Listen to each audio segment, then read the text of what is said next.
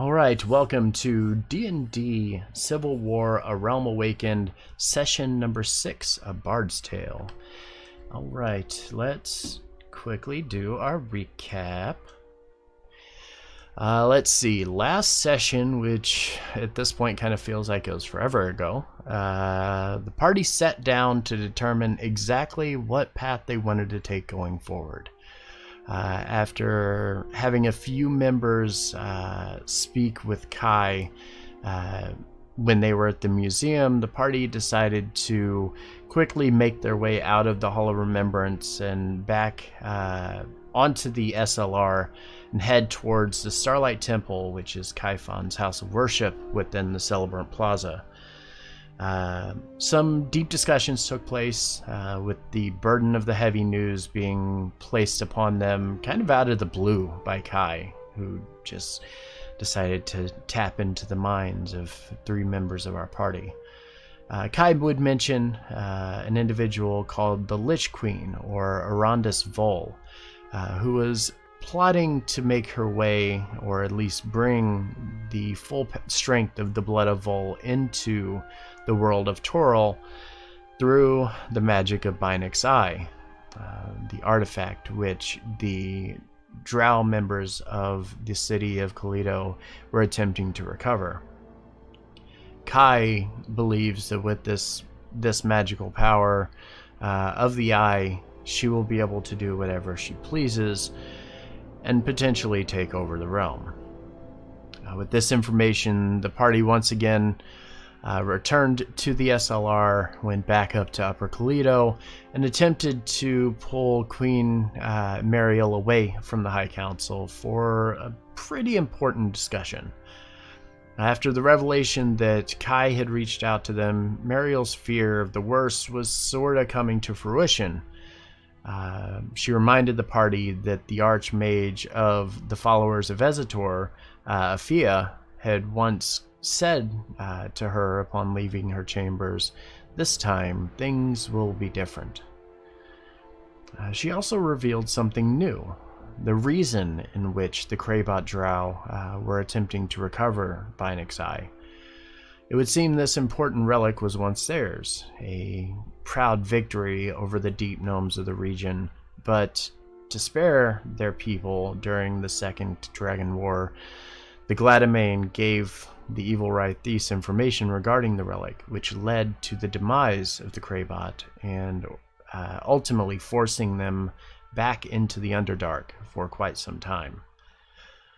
The party heeded her advice, taking the guidance and suggestions that she had to heart, and quickly set off, heading towards one of the inns, which they were attempting to visit to help Cassius Stormholme.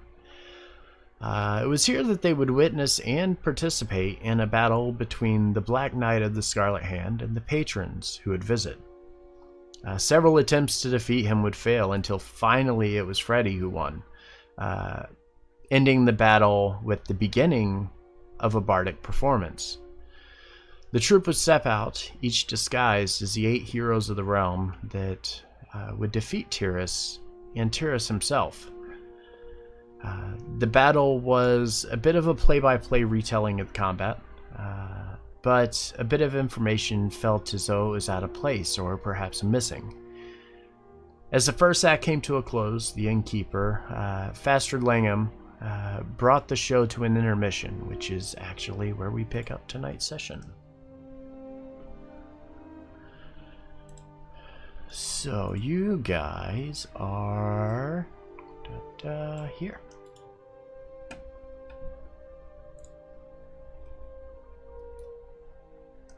Bring all this back up again. Let's see. So the call for intermission has just rang out by the innkeeper. As it does, you watch as all of the members of this Bardic's troop all begin to kind of disperse and begin mingling with all of the guests at the different tables that are kind of gathered around. As you watch, you notice most of the individuals are interacting except for the individual playing Kai, who seems to be, or Tyrus, who seems to be just kind of off in his own little world, just focused on what's going on, and just kind of looking around, seeing what the rest of the troop is doing. You have plenty of time to do what you would like to do. I just need to know what it is you are wanting to do.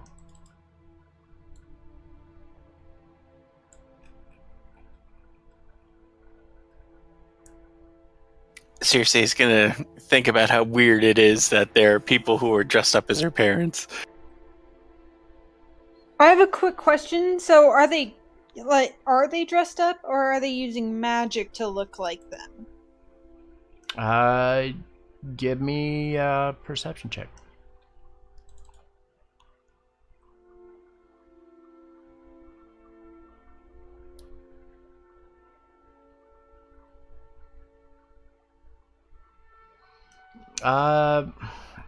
Based on the fact that you have some magical prowess, as you take a look over here at the one disguised as the Aarakocra Lorigus, kind of give him a once over, and you're noticing it looks very much like a spell was cast, like a change or disguised person spell was used. All right.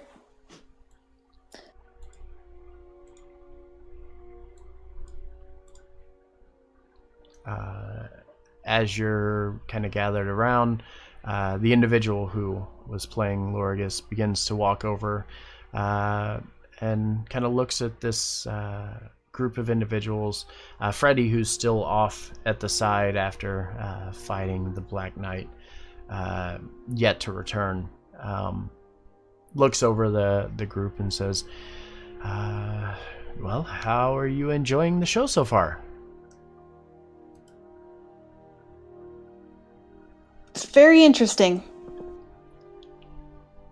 Well, we try our best. Our troop leader, Ristal over there, he's been studying really hard. This is only the second time that we've been able to perform this so far.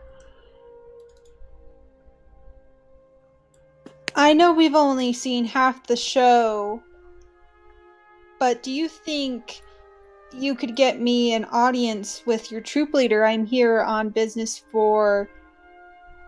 Oh crap, 1 second, let me look up the dude's... Cassius?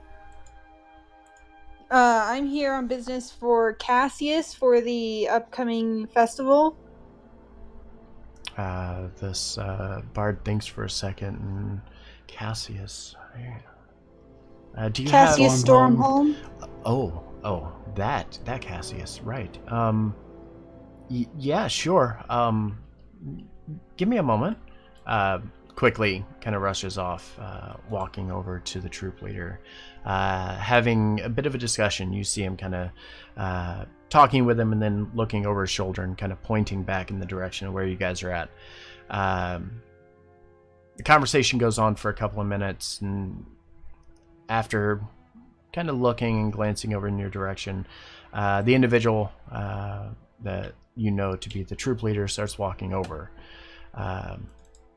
He kind of pulls back the hood of his cloak, and as he does, kind of looks around the table. You see this guy, very kind of tall, very thin, very easy. It looks like he is really good at makeup, because he can make himself take any appearance that he would like to take.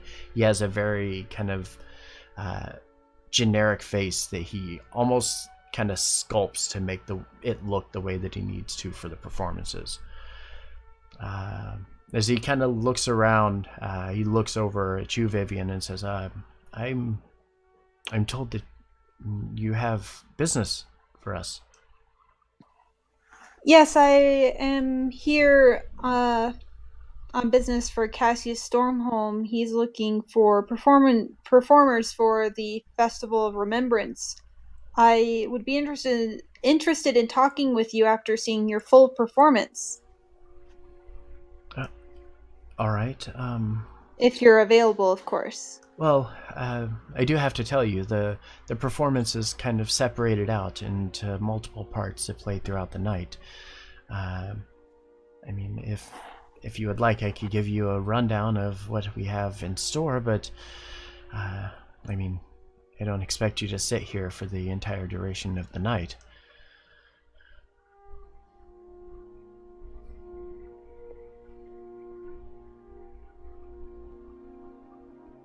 What had we decided, you guys, out of game, we were gonna do? It's been so long. The idea, I believe, is that we were going to spend one night per inn. Even though I joked about us doing a pub crawl, basically, in one night. Were we And then- gonna... And then, like, in the morning, do some of the other quests that we've gotten. Yeah. So we're gonna spend the whole night here? May as well.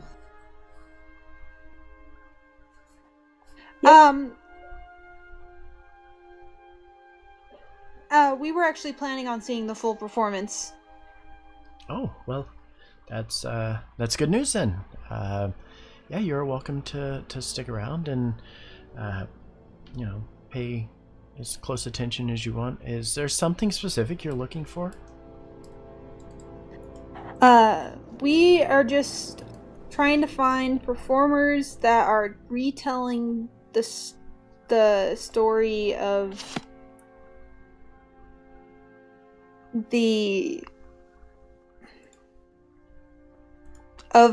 what's being celebrated. I suppose you could say the battles, the heroes.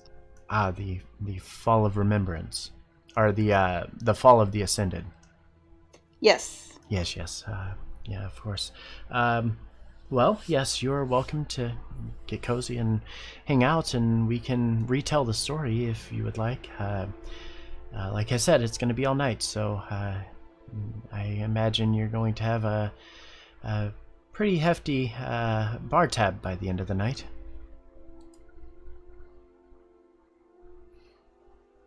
I'm sure we'll be fine. He kind of nods and says, "Very well. I do have to ask, if we take this job, what does that mean? What all does that entail?"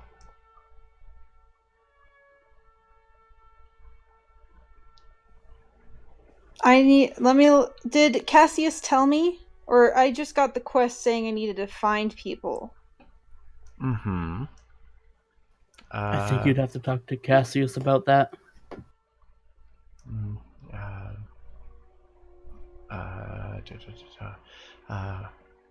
Rissel kind of stops and looks over at Celeste and nods and says, "Okay, very well. Here, I will give you this." And he hands out a little piece of paper that, as he does so, it has this like magical flare as he releases it from his fingertips and places it on the table. As you look over it, it has his name, Ristel Norfren, and I'll copy and paste that for you.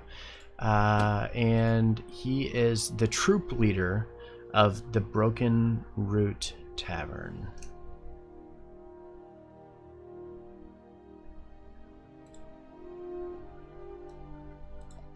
As he kind of hands this to you, he looks at you and says, "I expect that the pay will be pretty well then?"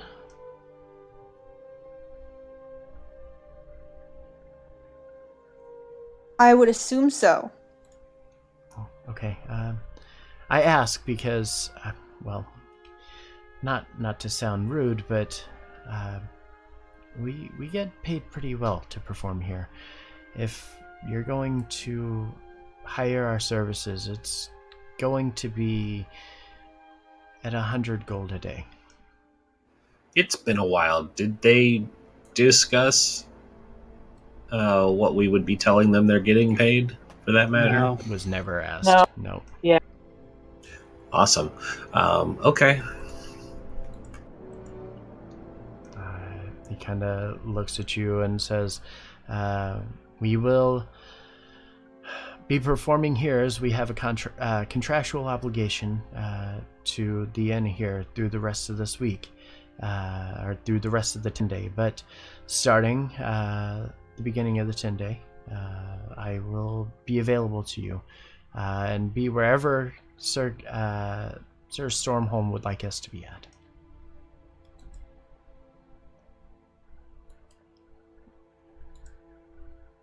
That is very good of you.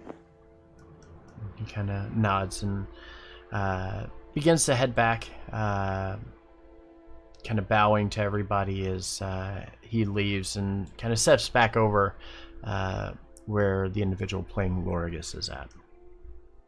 I'm going to turn to everybody in the group. We need to make sure he's telling the story right. And I'm whispering this so none of the troop hear me. So if we recommend him to Cassius, we can be like, they're worth the money. Well, we'll have to get the information straight from the source. I recommend we have them talk to our mother about getting the accurate recollection. Get some ambiance music here.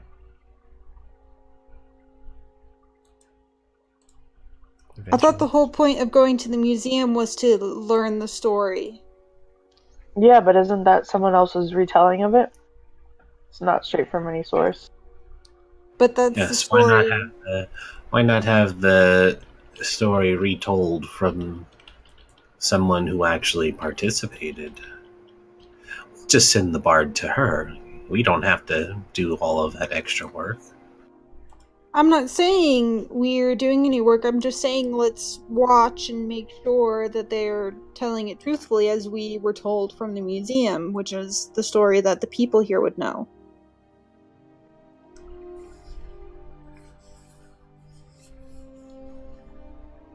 Which is what the quest is. Well, then I imagine we should do just that. Okay. You guys have a few minutes you can spend doing whatever, getting drinks, having discussions. You're kind of under the impression that this little intermission happens, like what happened in the show itself probably went for about 15 or 20 minutes in real time. Their intermission is probably going to last about 10 minutes before they get to the next section. So if there's anything you guys would like to do in the meantime, get something to drink, order food, whatever, you're welcome to do that.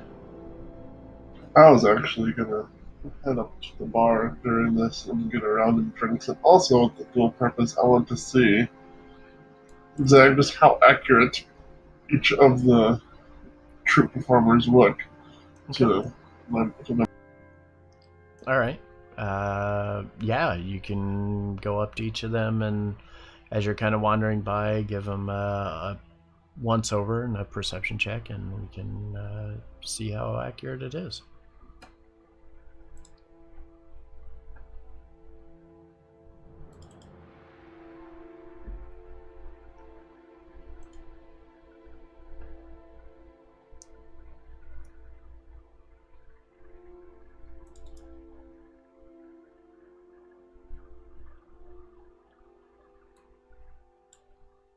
Okay. Who are you walking up to first?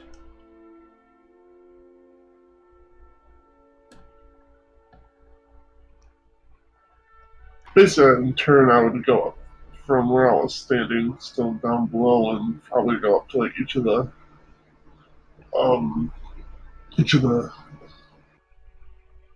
the kingdom party members, just to check them out. Okay. Yeah, as you begin walking by all of the Empire's members, you're noticing they're pretty accurate. There are some minor details that appear to be a little off to you. little things like the length of a person's hair or the certain type of clothes they're wearing. More specifically, you notice that the clothing that Dorn is wearing isn't quite what you recall her wearing in your adventures with her. As you get towards Belvedere, he's actually really spot on, mostly because he still resides within the city, and they have a reference point to kind of look at, and as they speak to him, get his mannerisms and things like that. And you're noticing he's pretty accurate. As he's interacting with people, he would easily sell as Belvedere to you.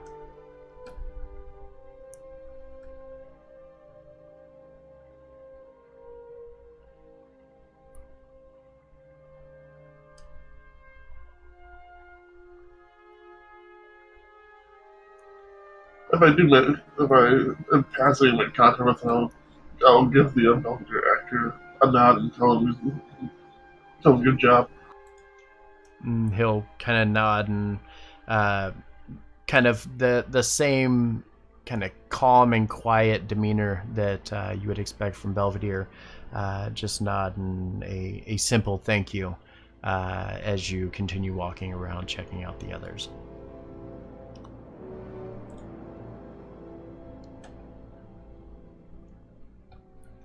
Anyone else?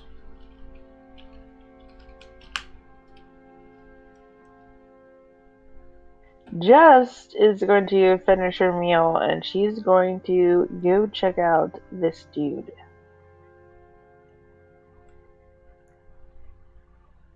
Okay. Calypso's gonna make eyes with her sister and gesture over to the Pandora actor. Okay. Just as you walk over, this one is a weird one. As you begin to speak with him, he talks in broken sentences to you, all of which eventually makes sense once he gets all of it out. But at first, it's just like, what the fuck are you doing? Just talk to me. You're kind of confused as to why he's speaking so very randomly. Does he look like he's an actual Warforged, or I guess I should roll for perception? You can. Yeah, give me a perception check.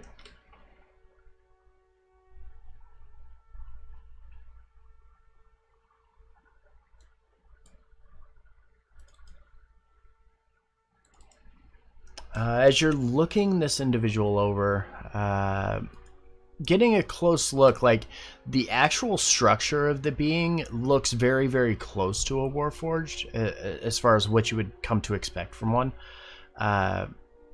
Something does feel a little out of place, only because what's your history with Warforged? You have some limited history being in the city, right? I believe it's just whatever would be relevant to this location. Okay. One thing that you know that at least had caught your attention once, and maybe just in passing, and you didn't really think much of it, but then seeing this individual in front of you, something felt very out of place with them. And as you look on their forehead, there's no markings, which is very, very weird to you, because you know that there is a very important marking kind of etched in to the foreheads of almost every Warforged that is ever created.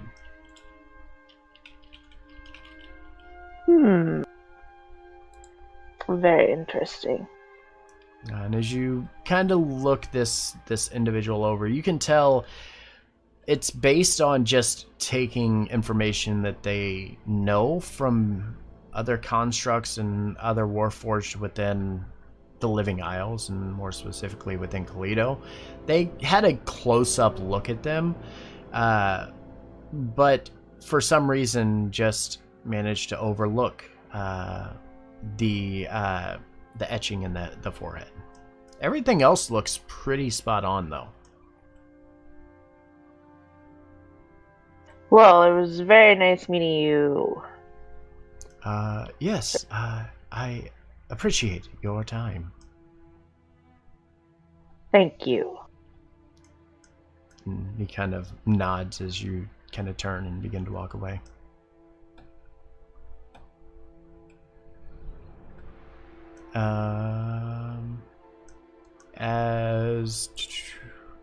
As Calypso and Cersei walk up towards Pandora, you see she looks fairly accurate even on just your basic passive perception. As you kind of look her over, you could tell there's a little creative freedom being taken, like they didn't have all the proper information about her. But she looks pretty close.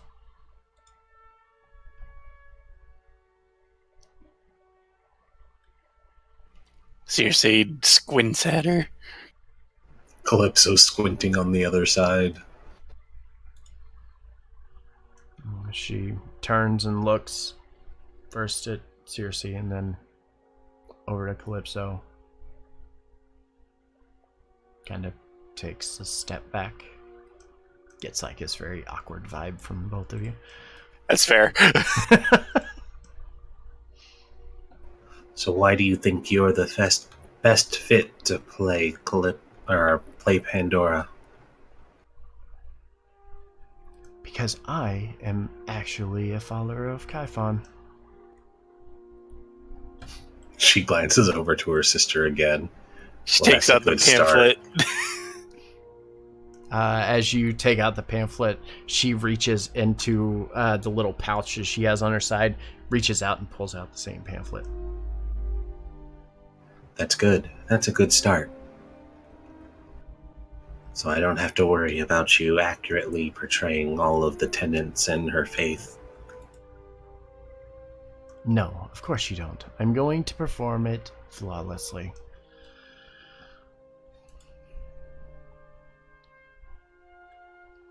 Cersei seems convinced. Yes, I'm satisfied as well. We don't need anything else. Thank you.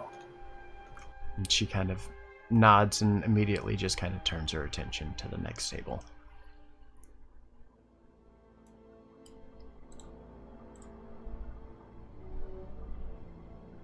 Calypso gives another approving nod and heads back to their table.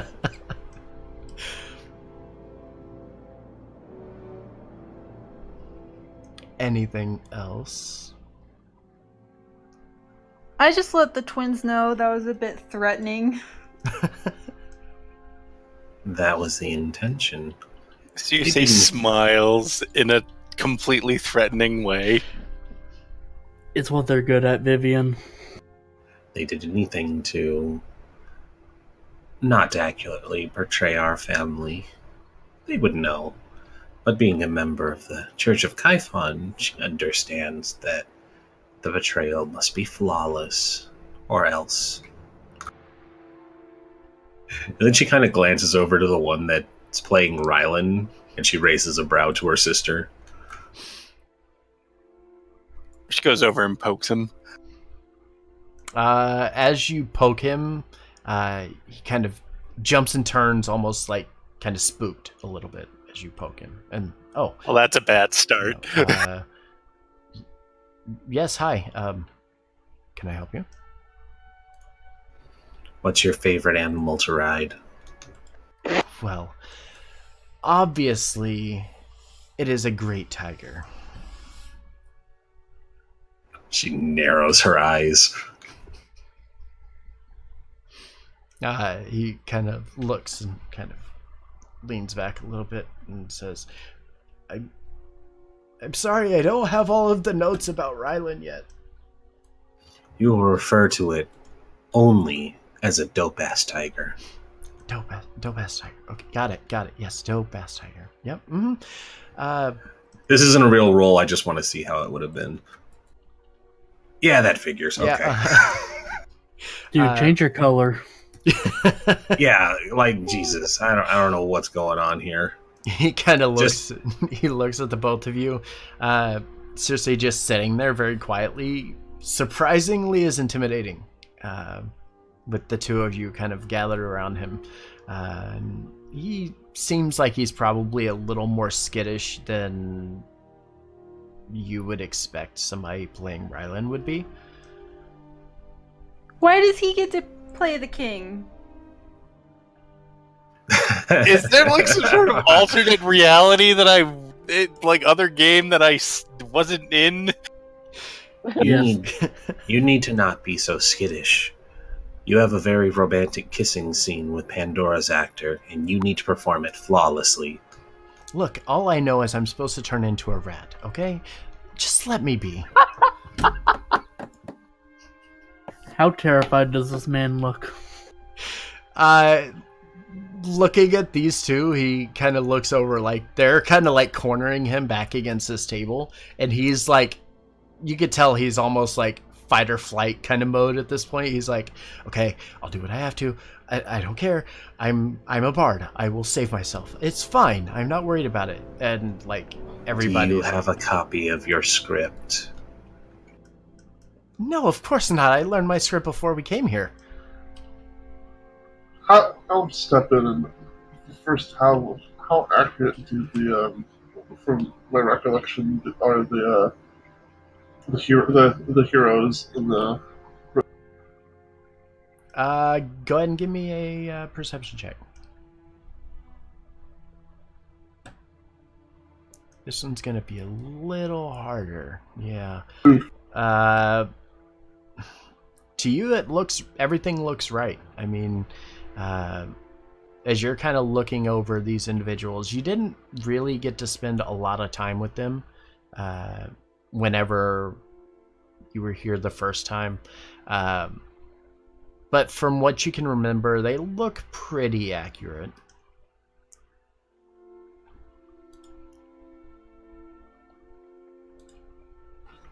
No, you two. I think he's doing just fine. I'll give him a curt nod. He kind of She nods to Freddy, but gives him one last look. The kiss better be convincing, and then she'll walk off. Seriously gives him one of those points at her eyes, then points at him, and then back steps all the way back to her chair. I'll just, before I turn around, pat him on the shoulder, but then I do lead him like, what is important? It is a dope ass tiger. Yes. It is the most important detail. Got it. Yes, dope ass tiger. Got it. Give him a thumbs up, and I'll return to the table. All right.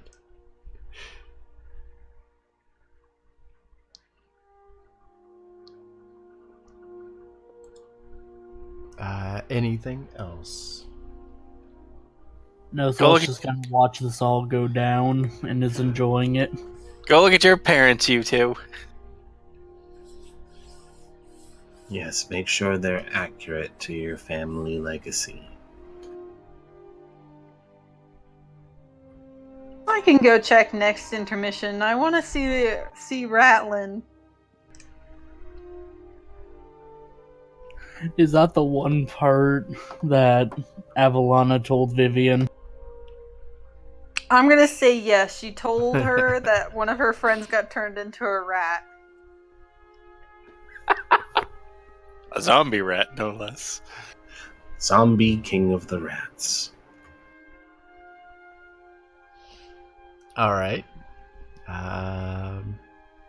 Is there anyone else, Just, or anything from you? Just is checking out this gentleman's wings. Okay. Very intently. Okay. Just one wing. Just one wing. Yeah, she's like holding it out.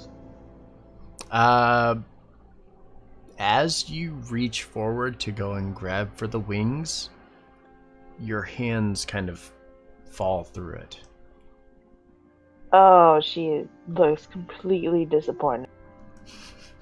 Like someone, probably, if she had an animal besides her rat, somebody killed it. Like, that's how disappointed she. Oh. Well, that is disappointing. She just kind of slinks back to the table.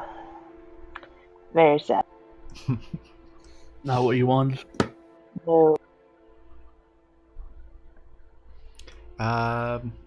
So after a few minutes, and the server stopping by, checking and getting everybody's orders for food and drink, reminding you that the intermission is going to be coming to a close here soon. And if you are interested, she could take your order now.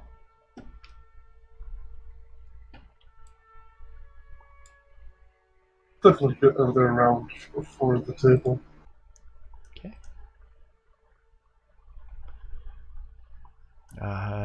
So she nods and takes the order. Okay, I will be right back. Don't worry. And quickly rushes her way back over towards the bar, placing the order before the troop begins to reorganize and prepare for Act 2. Let's see. Act 2, as the server walks over and places the drinks on the bar, or on the table in front of you, you notice the troop leader kind of steps forward and kind of with a loud thud taps his staff onto the deck. And immediately all of the actors, all from around, snap back into play and start heading back over in the direction. As he kind of slams the staff down, he retells the story, saying how Kai used his staff to shatter the glass which they were fighting upon and drop some 40-50 feet to the ground below, killing many of the followers that had followed him to this temple. He begins to describe that as Kai climbed to his feet and raised his hands, his followers would raise from the dead and begin to encircle the party. But that was until Belvedere stepped forward, clutching on to his relic of Tyr and seeking some divine intervention, and the warriors of Tyr would show up. It was at this point, as you're watching this battle take place, everything from what you know of the story looks pretty accurate. They attempt to, as you kind of look around, you notice there's an illusionary magic that's kind of cast over this entire deck.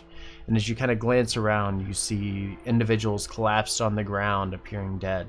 I have a quick question. Sure. Are they using like fake pieces of Twilight or whatever they're called? Shards of Twilight? You can't see any of them because all of them are carrying them in their pouches or whatever they have, if they have one. But that doesn't come up until Act 3. Okay. That's when you guys would remember the shards being taken out. Or at least some of you. I don't know how much detail you guys were given about that fight, so... Yeah, Jess only knows what was at the museum, so... Jess is actually secretly there. Yeah, And Pandora probably never mentioned it because it's the moment of her greatest failure, so... Yeah. So, as they collapse, it was sort of at this time, as all of this combat is going on, that you watch as Rylan, the character of Rylan, who's fighting as valiantly as possible against Tyros, turns in to a tiny rat and begins scurrying around the floor, much to the enjoyment of all of the people on the deck, who are laughing and kind of applauding this little rat kind of scurrying around everywhere. 10 out of 10 would recommend this part. Can I tell where, like, how he got turned into a rat? What's that? Can I tell, like, how he got turned into a rat? Like, who was casting whatever spell? They do not cover that because it's one of the many details that they have not been able to research. Again, as I kind of mentioned to you before, they've been performing this for a day, trying to get preparations for the upcoming festival. So part of what they are doing is trying to understand the full basically what happened during the combat, because they don't really know all of it. I mean, like, who in the room was casting it? I believe wasn't it Pandora? Who was it? No, Pandora didn't turn him into it. I think It was Dorn. Yeah, Yeah. I think Dorn turned him into Oh, It was okay. with the polymorph, and he had failed it or whatever. So Right. Wasn't he dead at that point? Yeah, I think it He was was while he zombie. was undead. Mm-hmm. yeah, so that's why he Yep. was a zombie rat. Mm-hmm. So, did they show him die or stab Tyrus yet? They did not. They have not They shown are him die so yet. But the portrayal of what they're showing, and because I didn't go into full detail of the full 4-hour session, I'll give you an understanding of what happens. They had some of the information, kind of a scattering of all bits and pieces that they could figure out and kind of pull from all the different sources. The accuracy out of character would be close to about 75%. It's good enough for like a play and like performing at a tavern, but it's something that you feel like they would need to improve on a little bit to be like a center stage kind of performance for this festival.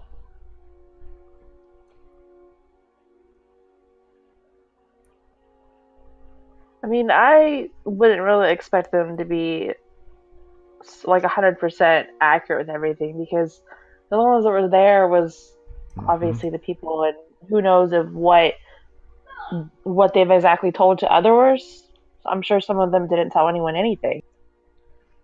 So it's just, they're just kind of throwing it up in the air what happens. And a lot of the information, and again, with your brief kind of conversation that you got with the troop leader, as he mentioned, this has only been a couple of days for them. It's something that he has personally been trying to research and trying to get a better understanding of, so that it can be portrayed as accurately as he can give it to the people that come to see the show.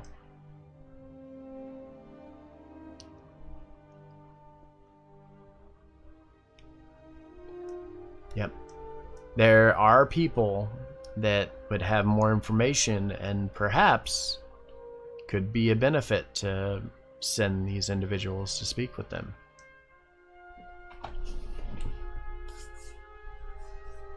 What's the worst that could happen if we send these poor people to Pandora? Really? I mean, she's not the only one in the city. I know. But why wouldn't we send them to Pandora? Do I need to answer that? Isn't she crazy? Your character needs to answer that for sure. She's 100% crazy, but She is 100% crazy. But there's Belvedere, and I haven't heard anything about Cedric, but isn't Cedric here? Or at least his child is. Yep. yep. Yep. Because it is technically the only member of the original party we've actually encountered. Well, like with Ryland, is both of them. No. Pandora and Belvedere and Avalana are the only 3 original members of both sides. Even Lorgus? And Lorgus Lorgus, you're is right. dead. Yep. Lorgus. Lorgus died. His Lorgus Yeah, is I dead, forgot. so Yeah, you can't talk to him, Oh. but he was one of the original. I mean, does anyone have speak with dead? I mean, I'm sure he wouldn't remember much anyways. you can head to Avalana Starmount, has but speak with dead. Did you ever get to use that? Or my speak with plants. Oof. I meant like as we've encountered in the campaign so far, like all the part of the original party. Well, Jest is all for Ratlin, and so is Ratcrod. Ratcrod. I forgot you named your fucking Ratcrod. Yes. Oh my god. Well, Vivian's also enthralled with this, but Bailey isn't because it's so inaccurate.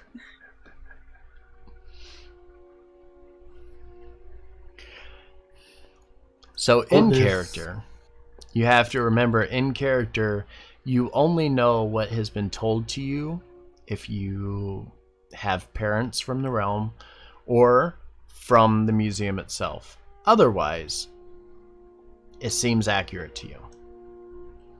And if we go by that, if we go by the fact that Vivian has said she didn't get a lot of information from her mom, Freddy knows more than probably everybody just because he was around at the time and was able to get a pretty close and accurate retelling from Belvedere after the fact, where several years had passed and Pandora's mental state started to go away a little bit by the time the kids were old enough to be able to tell them. There are going to be bits and pieces. Freddy's probably going to be able to get the most accurate story, or at least recall the most accurate story of this. Avalana would have told Freddy if he ever asked before she left because she liked Freddy. But she left pretty immediately after after they was all over. You know, Freddy's a good boy. So after watching all of the Guardians of Tyr begin to spread out and kind of clear out a circle to protect the fighters who are fighting against Tyrus, again you hear as the owner of the bar, Mr. I can't remember his name, Faster Langham, again shouts out they will take one final intermission before coming to the conclusion of their performance tonight. And with that, again, everybody spreads back out, begins to mingle once more with the individuals at all of the tables. Well, I don't with think that was exactly how it happened. Sorry, what'd you say? I don't think that was exactly how it happened. What do you mean? That's what the museum said, right?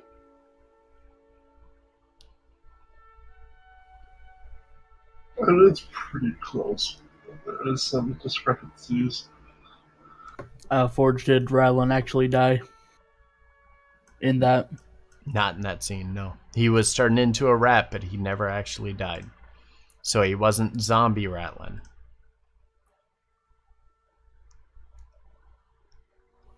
You said, character, you said that when Belvedere summoned the warriors of Tyr, that he did it with his holy symbol and not the shard. Mm-hmm. I feel like that would be something that Freddy would know and point out as actually not exactly accurate. Yeah, something that would have caught Freddy's attention, and I'm glad that you mentioned it. Something that would have caught his attention was the fact that he didn't clutch to the shard of Ezitor, or the shard of Twilight. He clutched to his holy symbol instead, which does seem like a pretty big discrepancy to you. Oh, I thought you were just referencing the shard when you said that, because it had to do with Tyr was the god protecting that one, wasn't he? Tyr had interacted to give his blessing on that shard, yes.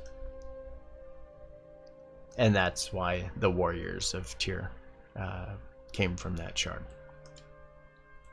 Well, if you guys say this isn't accurate, should we not use them? Because Cassius wanted an accurate retelling.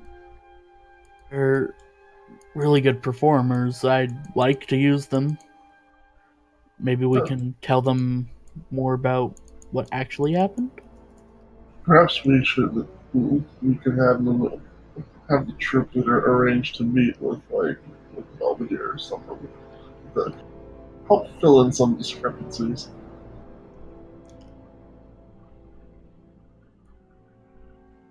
That sounds like a good idea. As I say that, I'm gonna go check out the lady playing my mom, and I'm gonna see how accurate she looks, and like her mannerisms and all that.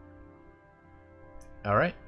So you begin to wander over towards the one that is playing Avalana, and give me a perception check. Because you're looking a little closer than just like a normal kind of glance. You're trying to pick out details here. Did you say a normal roll? Perception check. Yeah, okay. But like a normal roll, not advantage? Correct. Okay. All right. Taking a closer look, she looks pretty spot on from, I mean, obviously you've interacted with your mother enough to know how she looks and her mannerisms. She seems kind of aloof, I guess is the best word to describe it. Kind of laid back and just kind of going with whatever's going on. Seems very friendly whenever you begin to speak to her. But one thing, even though your perception check was low, one thing that does stick out is she seems almost too friendly.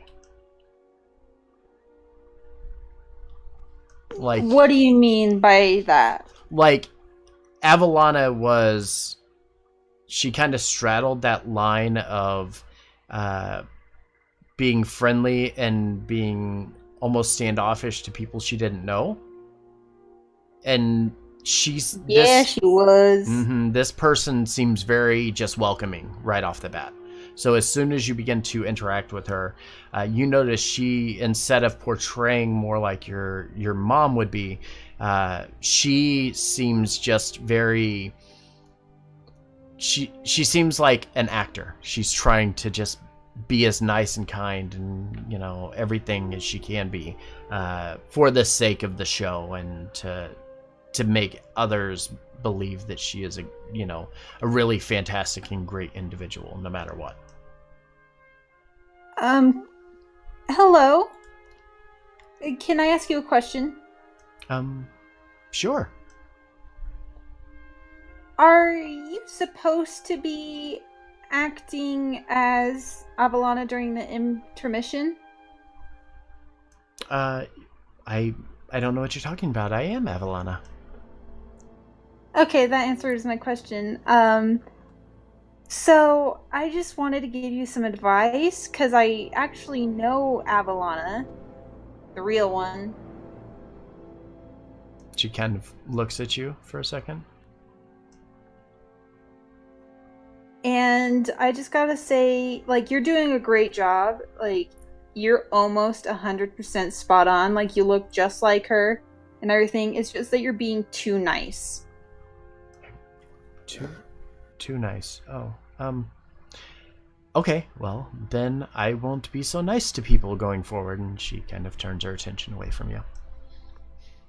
Well, like, she's nice, but you're, like, being super friendly. She's just, like, a little standoffish. Like, you know what I mean? Yep, mm-hmm. Yeah, that's perfect. Oh my god. Anyway, good luck. I'm excited to see the rest of the show. I'm going to go back to my chair. Okay. Methinks it's less adjusting her acting and more just not acting anymore. So yeah, you leave and head back over to your chair, now satisfied with how this actress is portraying your mother. Jess, I saw you were kind of wandering around again. Yeah, she wants to check out this Kai wannabe. Okay. See if he looks like how the Kai came to them.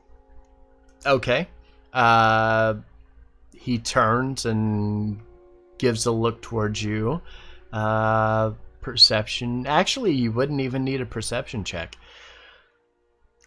Based on your passive perception and your recent encounter with Kai Gladamain, this individual looks different than what you had seen when you were in his realm.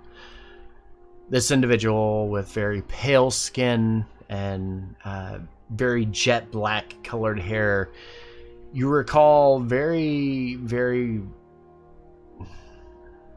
very, I'm drawing a blank here on what word. You recall that seeing him face to Corpse-like? face. What's that? Corpse-like? Yeah, like what you see here is almost like a dead version.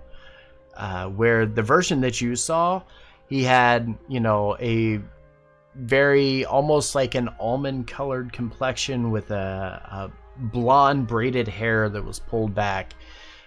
Very different look than what you had seen whenever you had this interaction with him versus the individual that's in front of you. Are you sure you have this whole appearance down correctly?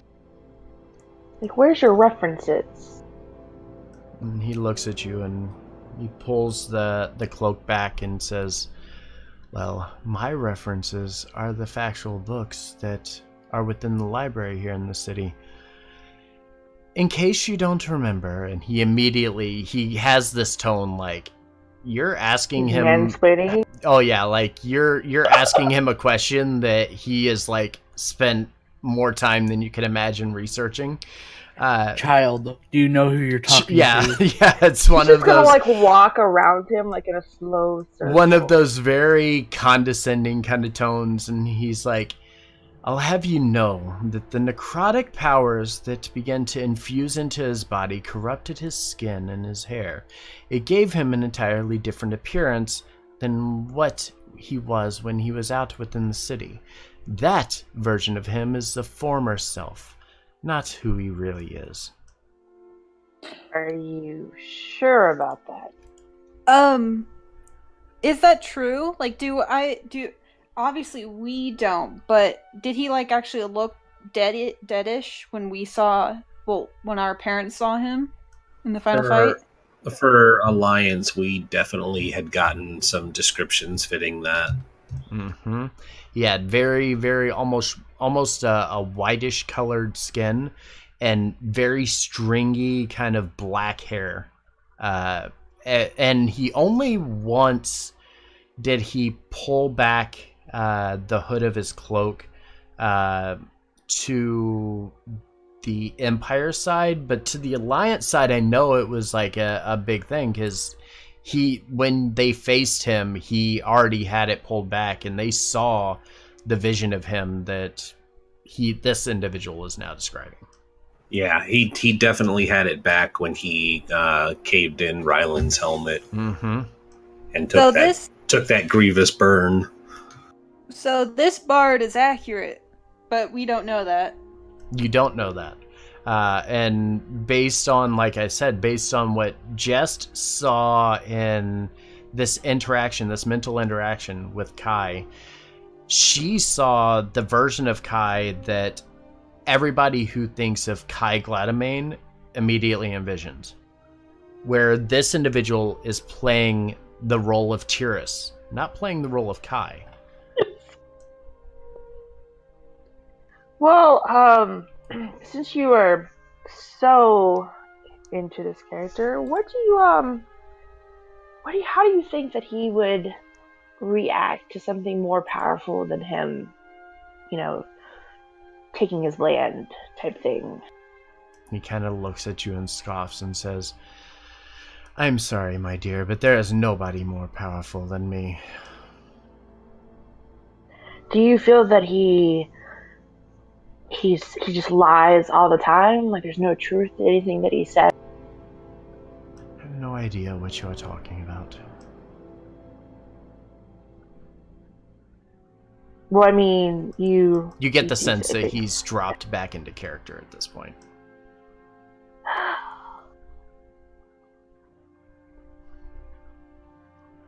Well, thank you for your time. Yes. She's halfway expecting him to say plebe or something as she walks away.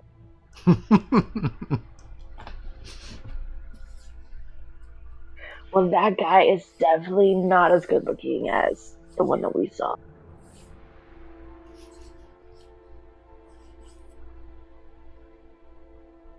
I feel like Freddy would know enough to know that he's not portraying normal Kai.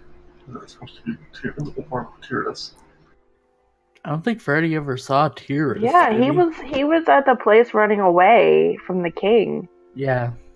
Yeah, he never actually got a face-to-face encounter with Tyrus. And I'm so glad we didn't bring him because he might have been the sacrifice. Yeah, very well could have been the sacrifice. Sacrifice. Right, but I was saying, why you would at least know about it versus maybe not. Even though he didn't actually.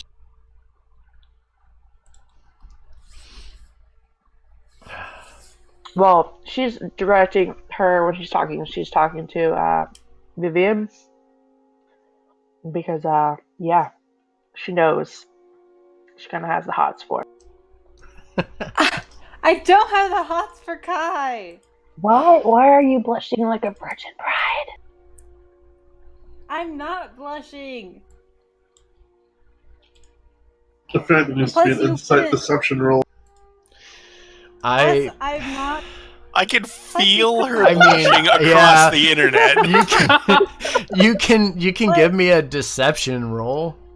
I'm not blushing. Yeah. You couldn't tell anyways because I'm purple. So you're taking a deeper shade of purple. Yeah. Like a wine color. What is it, insight or perception? Yours is insight. And hers would be a deception check. Oof. Nope. Yeah. Other people can roll insight, though. Oh my goodness. Everything. Yep. Wow. Everything seems fine here. She's telling the truth. Yes, Calypso. No. Boom. Nat 20. There we go. Finally. It's like the most useless Nat 20. I like how three of everyone you is completely oblivious Three of to you it. look at her and are like, what are you talking about? She's not. And then Calypso's like, y'all are fucking idiots. She's so. She just goes. She's so fucking she's thirsty. She's so thirsty. Somebody get her some water. I am not attracted to my uncle. Or cousin, uncle, whatever he is. That just made it really creepy for everybody at the table. Glad I'm not there. I already have someone in my life. Let's hear about it.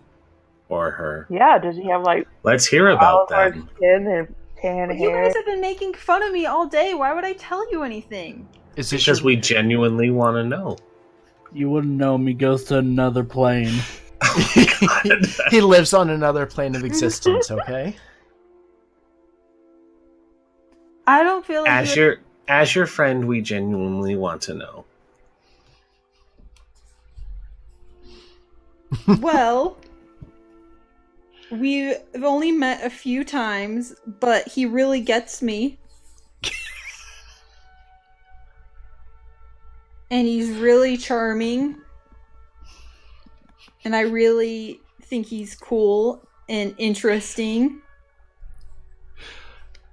I'd like to know more about him, but he doesn't always talk about himself. Not Strong gonna and lie, mysterious type, huh? Not gonna lie, this 100% sounds like that fake boyfriend story.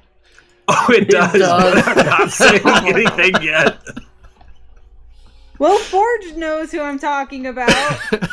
I mean, we all I know out of character. I think we all know out of character that it's your patron, but yeah, this all sounds so sus. Calypso just kind of nods, and she's like, mm-hmm. So what? That what sounds kind of real hair- interesting. What color hair So- does he have? What does he look like? Yeah, is he like big? Oh, he's like super tall. He's got horns, kind of like mine. Well, they're a lot bigger than mine. Oh, he has big horns, huh? And she nudges Jest. And like I haven't really seen him to be honest. I kind of only know what he looks like from pictures. And even then the pictures vary wildly. So wait, is it just a crush that you have on this man? No. Well, I don't. Does he actually know that you're into him? Well, he chose me, so yeah. Family Guy, like, sidebar here, you see a picture of Avalana's room, and this hand-drawn picture, against the wall of her teenage crush. It's like the boy band posters. in the Mm-hmm. 90s. Like Yeah, a boy just band full type of- poster, yeah. Like a shrine she has built. But she has the Hail shrine in her club. Oh my god. I don't know why, but I'm suddenly reminded of that Wolverine meme in like this one picture. The Yes. picture of the patron. Uh-huh. So where does this guy live? When do we get to meet him? I don't know where he lives, and he chooses when we talk. This sounds like a terrible boyfriend. I'm just saying. So he's incredibly controlling. Yeah. And you don't actually know you're in a relationship with him? Well, he's super nice and he's super charming, and he like is super cool. Like he's teaching me magic. As you're talking, Vivian, you hear, knock, knock, don't forget that I'm still here.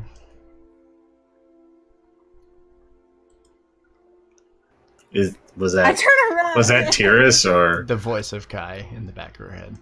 Ice? Jealous lovers in her head. Is she turning red again? I'm gonna go. Did me and Jest hear that? No, because only Vivian was like, yeah, you can contact me anytime. He's Like just a been booty call. listening the whole time. Now I we mean, know. isn't that just what a patron is, anyways? Yeah, Pretty much. except the patron actually has better things to do. What are you inciting, Just? Vivian? I'm telling the truth. I mean, she is telling the truth. I can tell you that. Even with a 22, you can tell that what she is saying to you is true.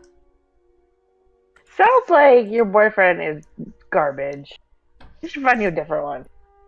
I wouldn't say garbage, but it's a little concerning. Well, she doesn't see him, but it gives her magic. It just sounds like he's just A paying dealer. her off. Yeah, like what? That's not a real relationship. Is that really what you want to settle for? I don't know. He's super cool. You guys have, I mean, like, they're next time he talks to I me, mean, tell we're him- super cool too, but we're not dating. yeah. I mean, if I give you magic, are we on a date? Well, no, but like you see, like it's complicated. I mean, would you like to? Would I like to what? Just stares at her. Seriously raises her hand. I could stand to hear a little more. I'm so confused right now.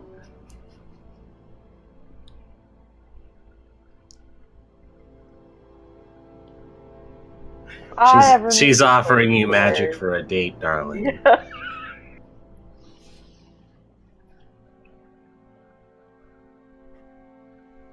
I don't know if he'd be happy with that, because I don't know. I don't know.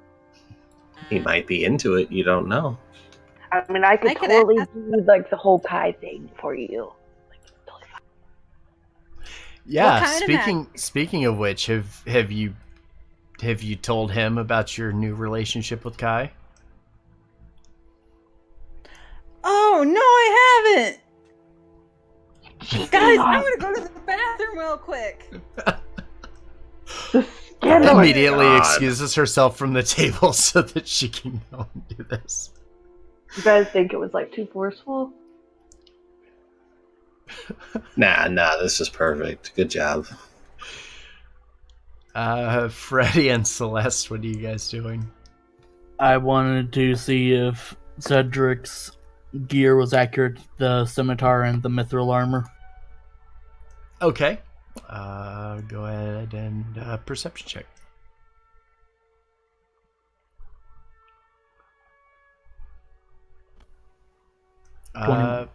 Taking a close look at it, you can tell that this is more stage quality kind of armor.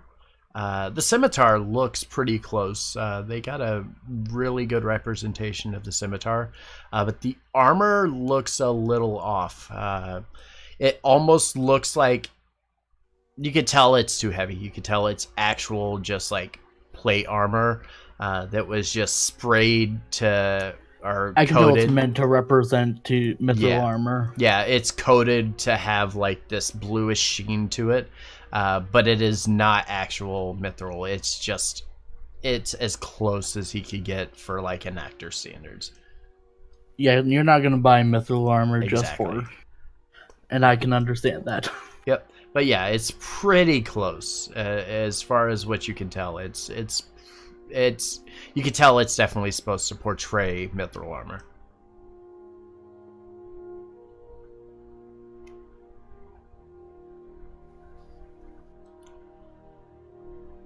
Well, that's all I wanted to know.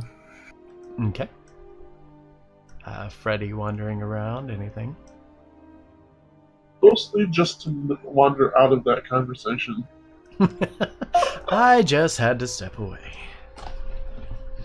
Okay. Start wandering around. Vivian end up. Taking a look, just kind of checking out all of the actors and kind of watching their portrayals a bit. You're noticing the mood of the person that was playing Avalana has shifted a bit, having more of a cold and standoffish attitude than she had before. But otherwise, everybody still seems pretty spot on, and they're keeping their role going this entire duration during their little intermission here.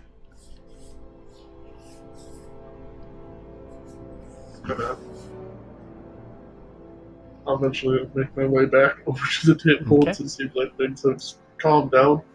So, guys, what happened to Vivian? I'm going to I'm like gonna pray to my patron, and I went outside to do it. No, I'm asking the group in character. Oh, she got embarrassed by her boyfriend, and she air quotes, and just trying to smooch her, so she ran off. I mean, I thought it was a good effort. She definitely seemed open to the idea, and she gives like a thumbs up to Jest. Oh, I think so too. Like, Jess is gonna thumbs up back. So have you guys been enjoying the show so far? If you Well, want to try to change the subject. I'm still waiting for the romance scene between Rylan and Pandora, but yes. they're very good performers. Is that when you two were conceived about this? Well, You will not be seeing the scene in which they are conceived. you will not be seeing that. Be forewarned. Come on, Forge. Fully acted out. Fully acted out, like step by step. How we're gonna give you a color commentary. These bards are dedicated to their craft.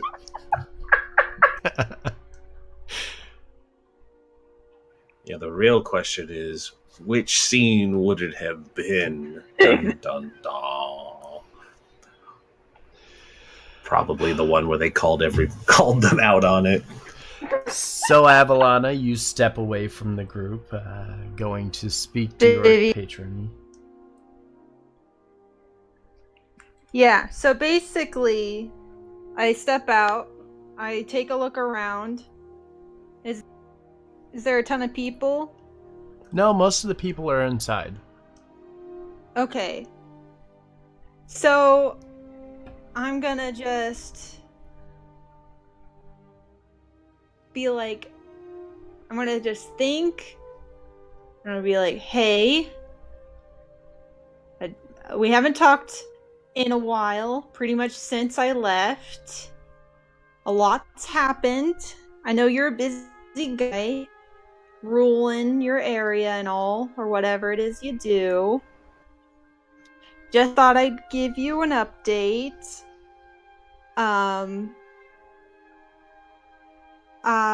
So I don't know if this is a big deal or not, and if you don't want it anymore, like me to do this anymore, I'll totally stop it, but I let another dude talk to me in my mind, and then this other girl wants to date me, and I don't know if that's okay.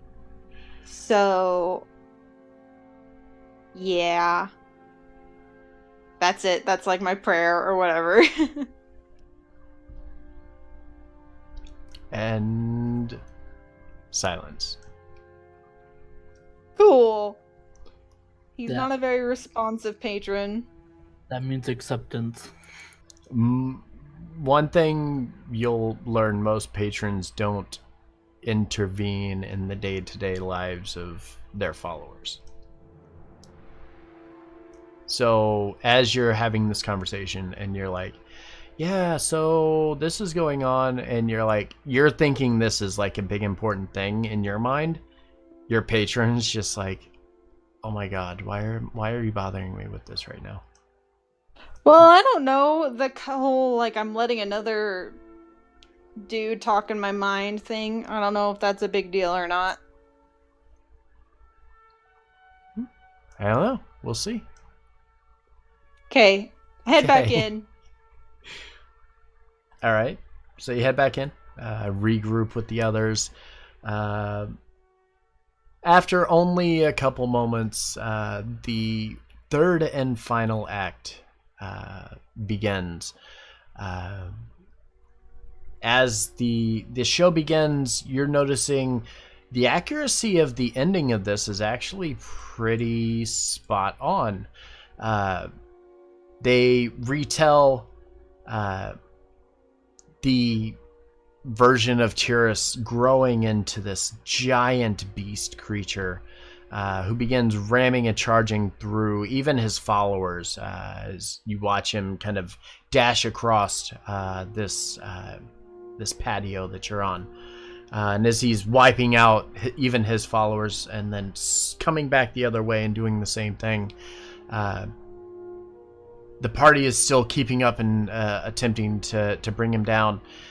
To which point you watch as the form of Ratlin drops and Rylan becomes himself once again.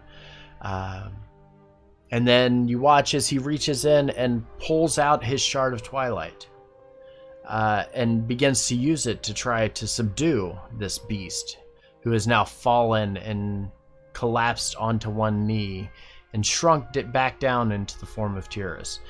Everybody begins to, one by one, enter into this and begin to focus the energy of these crystals or these shards of twilight into Tyrus before he ultimately collapses onto the ground.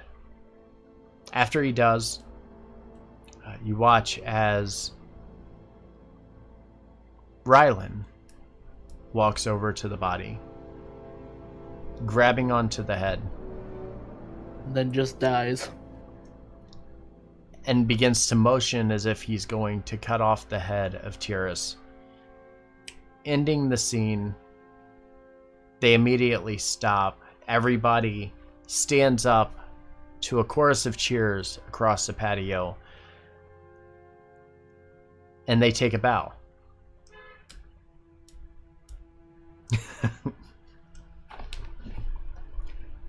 Up to that point in this entire scene, everything was exactly as you would remember it. Except Rylan wasn't.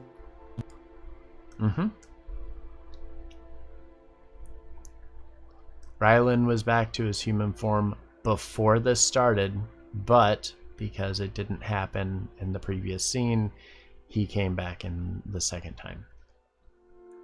Pandora was the one that took the head, and not Rylan. I'm sure Pandora has drilled that into her kids. Oh yeah, I'm sure.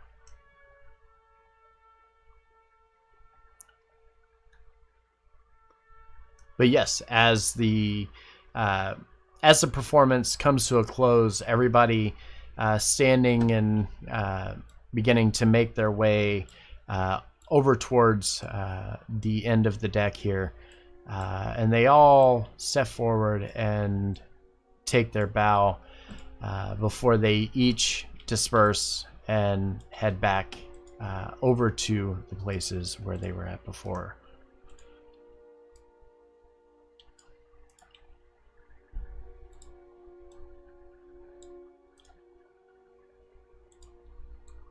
So, what do you guys think? Do you like him?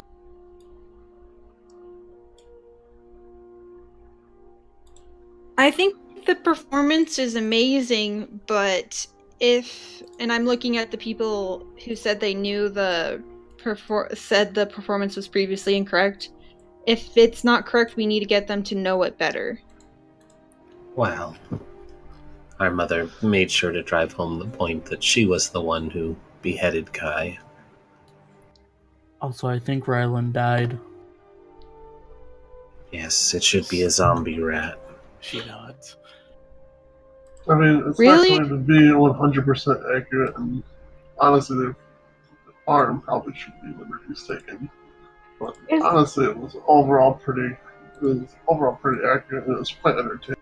I think they would, But solid if Rylan died, that's a pretty important part that's not included, and so is Pandora cutting off the head.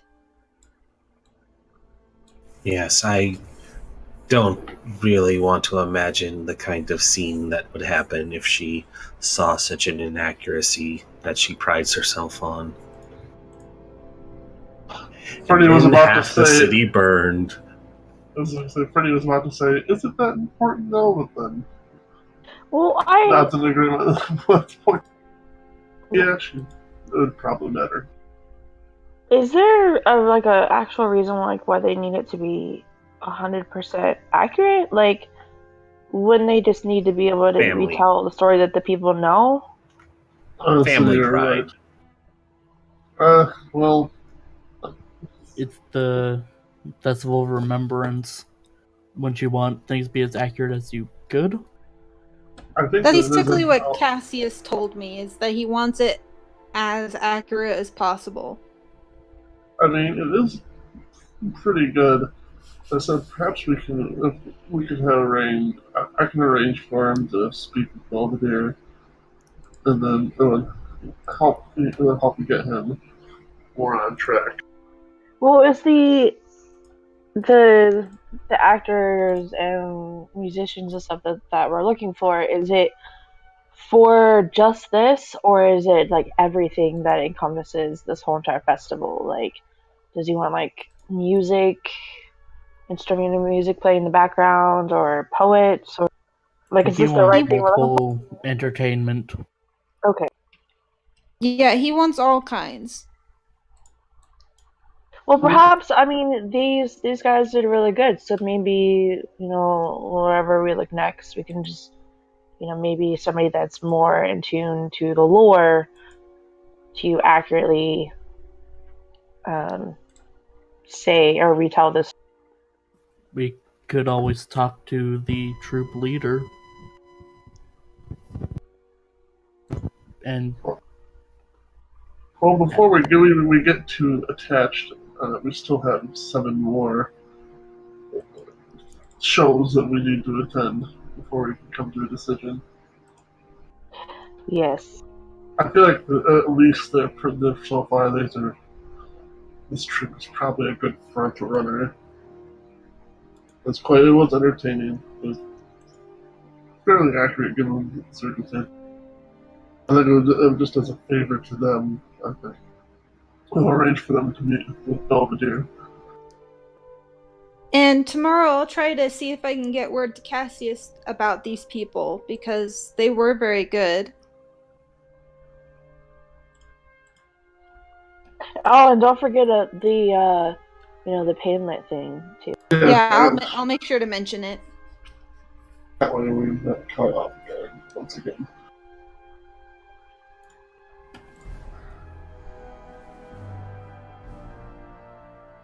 What time is it currently? Yeah. It is late evening. You're looking at probably close to, as this performance is now coming to a close, close to, I'd say 11 p.m. So 11 bells in the evening. Well, I think it would be safe for us to call it at this point and reconvene in the morning. What is it we're going to do next? Sorry. there's the Warforged strike, Yep. I need to. which seems somewhat pressing. Yes. We should probably do that one. I'd rather deal with a strike than a riot. Indeed, and I need to speak with Captain Meriel, if I'm saying that correctly. Mm-hmm. Maybe you should try to hire the Black Knight.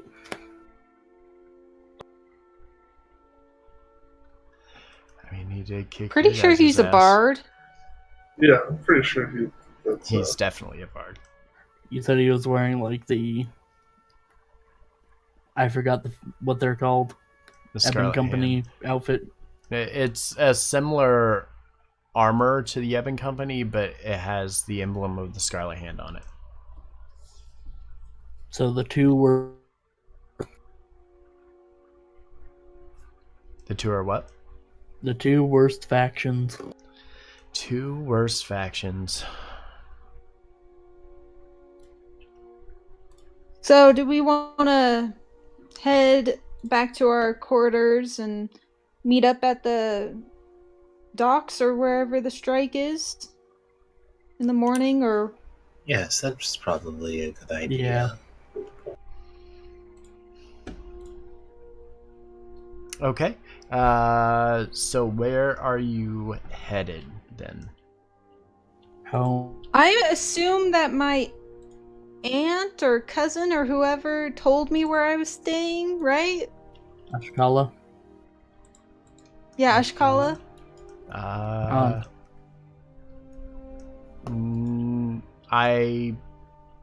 imagine you had set up previously to stay with her, but you would basically be joining Celeste because most of the Gladamain family all live in the same district or same ward. Okay, so I'll just head home with Celeste then. But before we break, I'm gonna pull Jess aside. Nope. Hey, Jess. Hello. So I sent a message and he didn't respond. So I'm taking that as it's okay. So I would love to hang out with you or go on a date or whatever. If you were being serious and not making fun of me. I was absolutely serious, but are you sure that, that's what you'd want? What if he's busy or something and angriness? It's like, it's very... Can you keep a secret? Absolutely. Have you ever heard of the term warlock?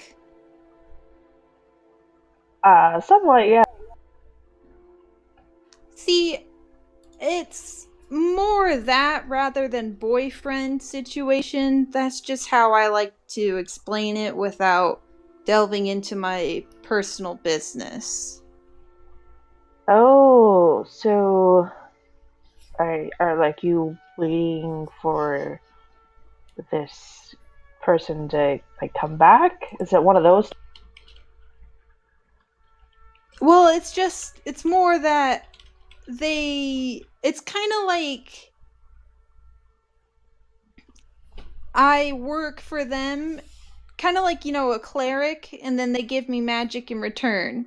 I don't quite know all the details yet because it's just begun our relationship, so I don't know everything yet. Well, I would absolutely love it. And, if it ever comes to that point where we'd have to stop because of it, I'm okay with it. I respect your boundaries. Well, that sounds agreeable.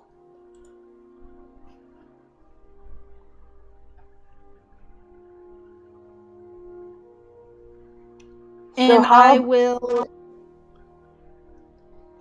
hug Jess, and then I will go over to Celeste and say, I don't know how to get to our home or wherever I'm staying. Jess is in the background doing a victory dance. Dances, though. Oh, God. Seriously does that thing where she just appears behind Jess because she was sneaking, and then just pats her on the shoulder and gives her thumbs. Calypso's there as well. Not to sink a ship before it sets sails, but where are you staying tonight? Wait, are we staying here? You can come back with us if you need a place to stay. No reason wasting precious coin. Well, I'd appreciate it, since it would be quite a journey for me to go back home and then come back here. We'll make it a girls' night. She's gonna hug the burrito. Oh, that's me. That's you. Yeah, you're the burrito. Like, what the hell are you talking about? Right. I'm the burrito. The adorable burrito. No, there's just a burrito sitting on a table. That's what I was like, what burrito? Did she get a burrito? Did you not know that this tavern specializes in really big burritos? I mean, I was gonna say if that was a thing, I want to get one before I leave. Quick, everybody roll history. Does this place provide burritos? Yes. I mean, can't beat that 20. Does it provide burritos? It does not provide burritos. We need to find another tavern.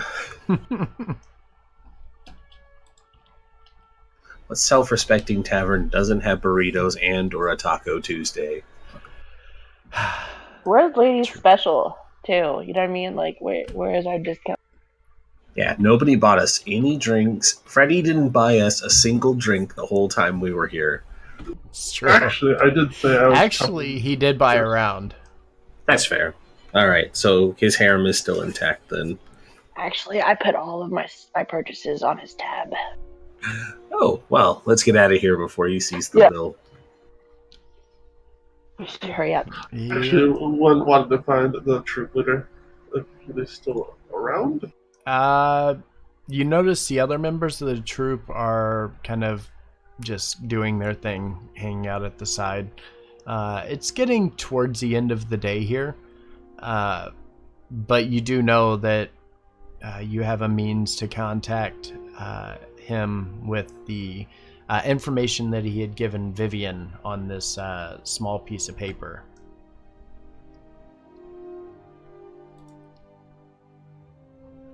Alright. I'll see to make arrangements if you would. And see if you would like to meet with Belvedere. Okay. You don't see him anywhere out here, but maybe ask around. I'll ask one of the troop bards. Okay.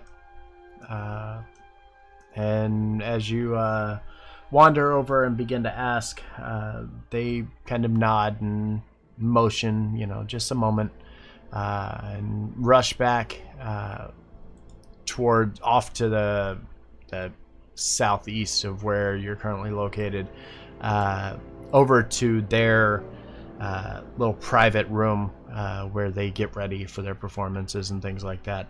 The other actors all taking on this different form from magic, where this individual, the troop leader, actually goes full costume and makeup and everything like that. So he kind of vanished and disappeared off to their chambers to kind of get all of this makeup off of him. As he returns, he is dressed in kind of normal, just basic attire.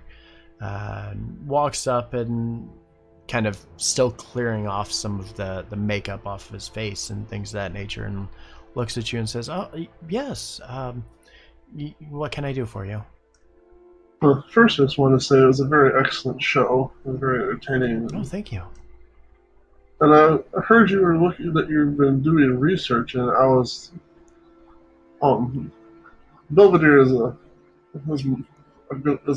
good friend of mine. I've known him for years. He was my mentor when I was younger, and I was going to offer if you'd like to meet with him and discuss things and be able to glean information for your show. I'd be more than happy to set that up for you. Oh, that would be fantastic. I mean, we have such limited information to go off of. It would be nice to have an actual point of contact for some of this.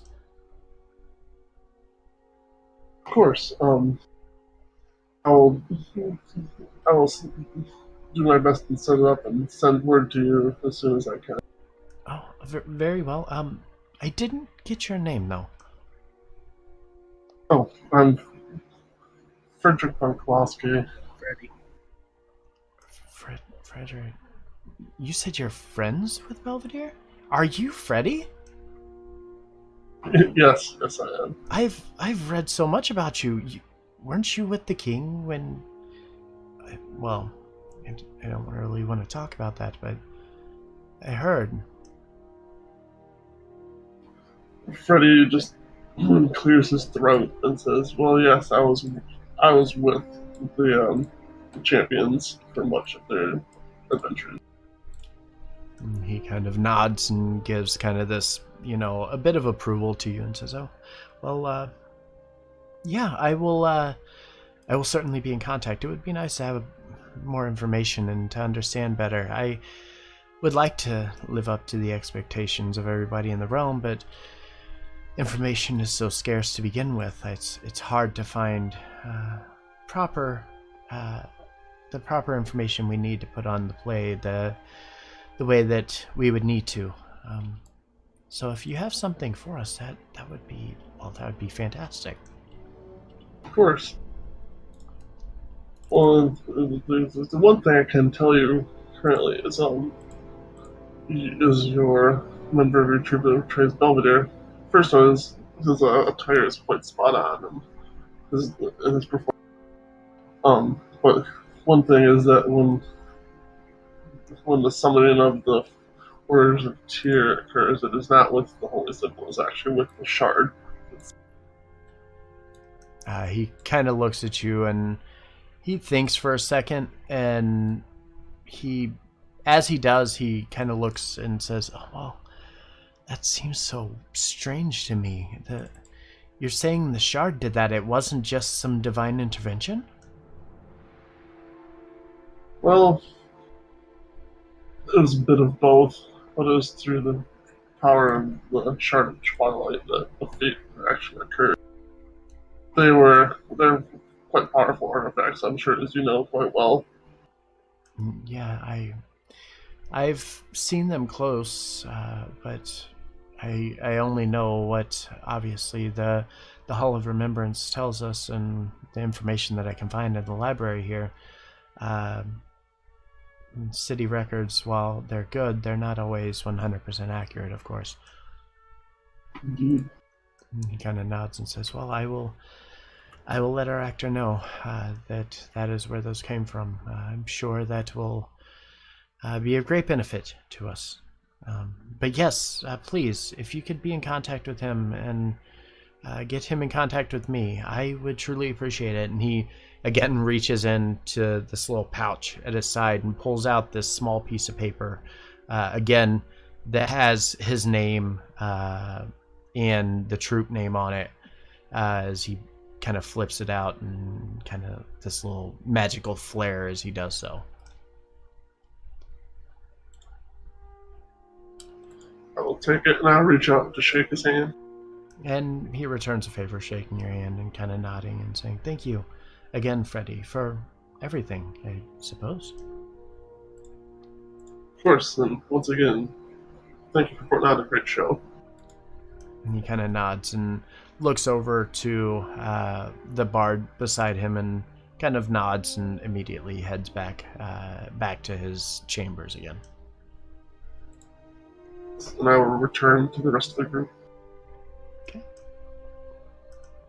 So you head back, you get your bar tab. It's not too terribly expensive, costing you a total between the six of you, 2 gold pieces. Lots of alcohol, lots of food, and for 6 people, 2 gold pieces really isn't too terrible for the fresh food that you had here. Indeed. I will pay the tab. Okay. No problem. What? I gotta check this. Hold on. I gotta make sure it's right. The servants, each coming around, gathering all of the checks from the remaining patrons and taking back to the bar. You watch as people begin to stand up and start to file out. This obviously being the final performance of the night, just before the tavern is going to close. At this point, the night has kind of dragged on. It's getting past midnight. You guys are pretty exhausted, ready to head back to your places and kind of rest and relax a bit. Move you back, I guess we'll go to the main map. It's not that one, it's this one.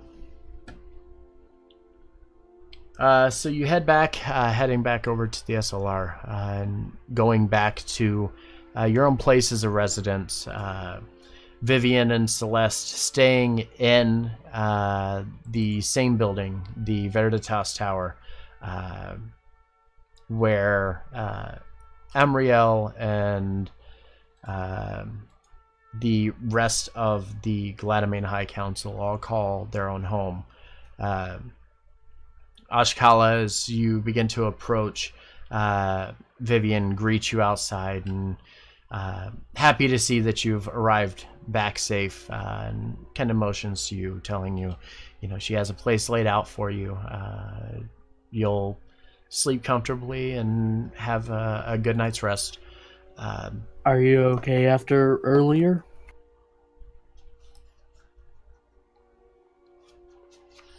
What do you mean? She was nearly assassinated? I was going to say, yeah. As you look over to Ashkala, she looks at you and says, "Oh, yeah, I'm fine.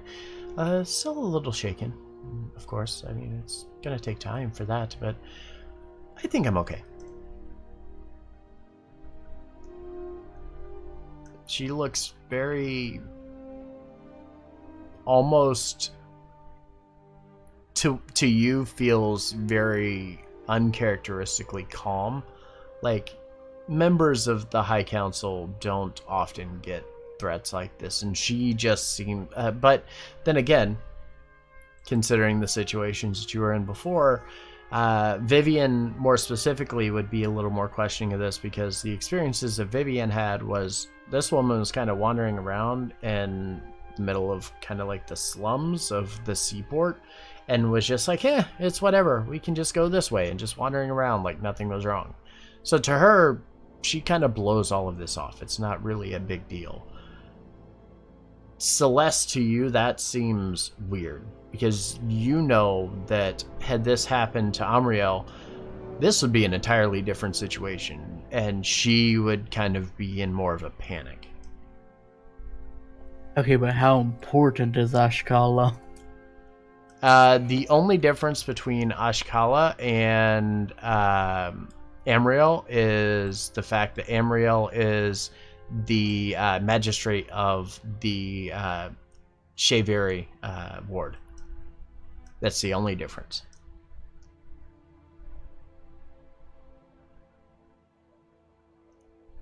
Here's another question. With her? What's that? Does she have any kind of guards with her? Nope. Still walking around with no guards like she was before. Shouldn't you have some kind of guard with you? She kind of looks around, like, why? I'm at my home. I don't see why I would need guards. We were also in the noble train car earlier when you were attacked. Yes, and I'm safe, and I was safe then, and I'm still safe now. I don't see what the problem is. I'm sorry.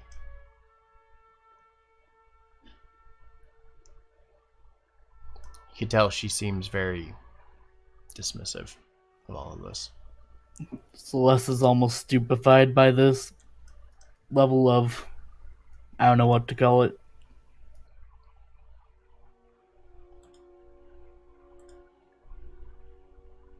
She kind of looks at you and then kind of smiles and then looks over at Vivian and says, "Are you ready to head up?" Yeah. I also look a little confused at how she's so okay with almost dying. Okay. And as you head up, kind of giving her this very weird look, like, what is wrong with you? Like, you should, like, don't you treasure your life? Like, this should concern you. She walks you up to her chambers, and as you get to her apartment, or her floor of this this building, you have a very large, kind of just very open bedroom in the corner of this entire floor of this building. Everything that you can imagine is here. Like, you don't even have to leave this chamber. Like, you have your own private kitchen and bathroom and like this giant tub. You have a servant that walks in and out, comes to take care of the room, keep everything tidy and things of that nature. You are definitely not slumming it. Oh, geez. Celeste, you return home. Your mother waiting somewhat close by the door, not really waiting on you, just kind of hanging out within the chambers, looking over notes and stuff at her desk. As you walk in, she stops and kind of looks back behind her, looks over at the door, sees that you're safe, and kind of looks down back at her papers and says, interesting day, huh?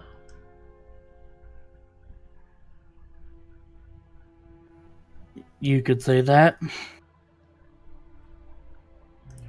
Your aunt told me what happened. Going to jail. First day on the job and you went to jail. That's interesting.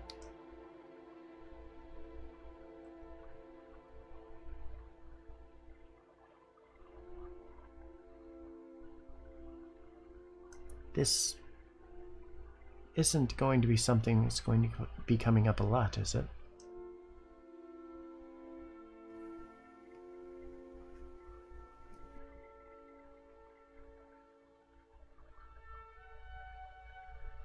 I don't want it to happen, no. You know there are people out there that are waiting, just waiting for one of us, any of us, in our family to make a grave mistake that can endanger all of us. I hope that it's not going to be you that gets their attention. Try to fly under the radar. I know these new friends of yours and these people that you're going to be working with come from all walks of life, but you're still a Gladaman and you still have to live up to that name.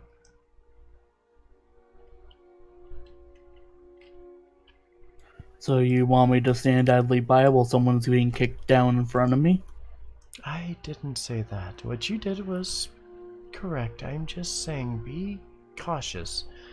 People are looking for reasons to put blame on the Gladaman family. I'm just saying we don't want to give them any reason to.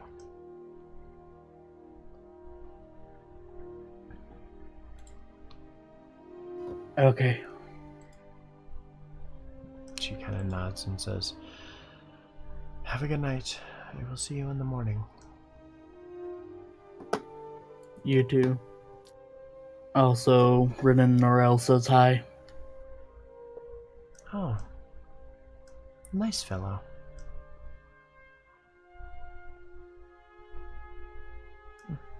Okay. She kind of thinks for a second, attempting to place the individual, and then finally coming to that realization of exactly who it was.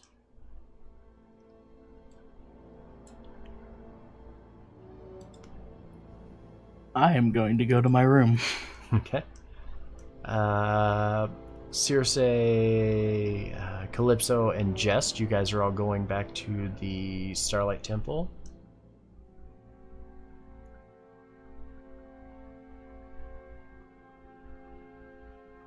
I believe so. Or back to our... Yeah. That's where we live. Yeah, there's... Right. Within the temple, there are private quarters on the bottom floor of it. Alright. Yeah, that's where we're going. Okay. You guys head back over to the temple. Just seeing this and noticing that you're heading back to the same place you guys were just at earlier. Doesn't say anything. You walk in. As you walk in and on the right-hand side, there are several doors that kind of lead off to the northeast of the entryway here. The doorways head back into a very large private quarters where Calypso and Circe, you guys have had as your own private quarters here within the temple. All various decorations and things that you guys have put up. I imagine Circe has like a painting of what she believes Kaifan looks like hanging up on the wall, kind of like Oh, Vivian absolutely. Super definitely, yes. And you each kind of walk in and kind of rest for the evening.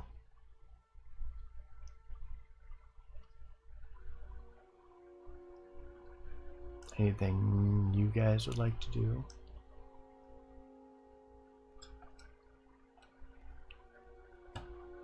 Yeah, quiet? Not me. Does Pandora live here?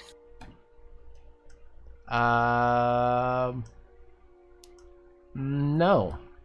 Not in these chambers. This is more private. I just quarters. realized my mic's been muted this whole time. Oh, Um, I saw you come oof. up. You weren't saying anything. Yeah.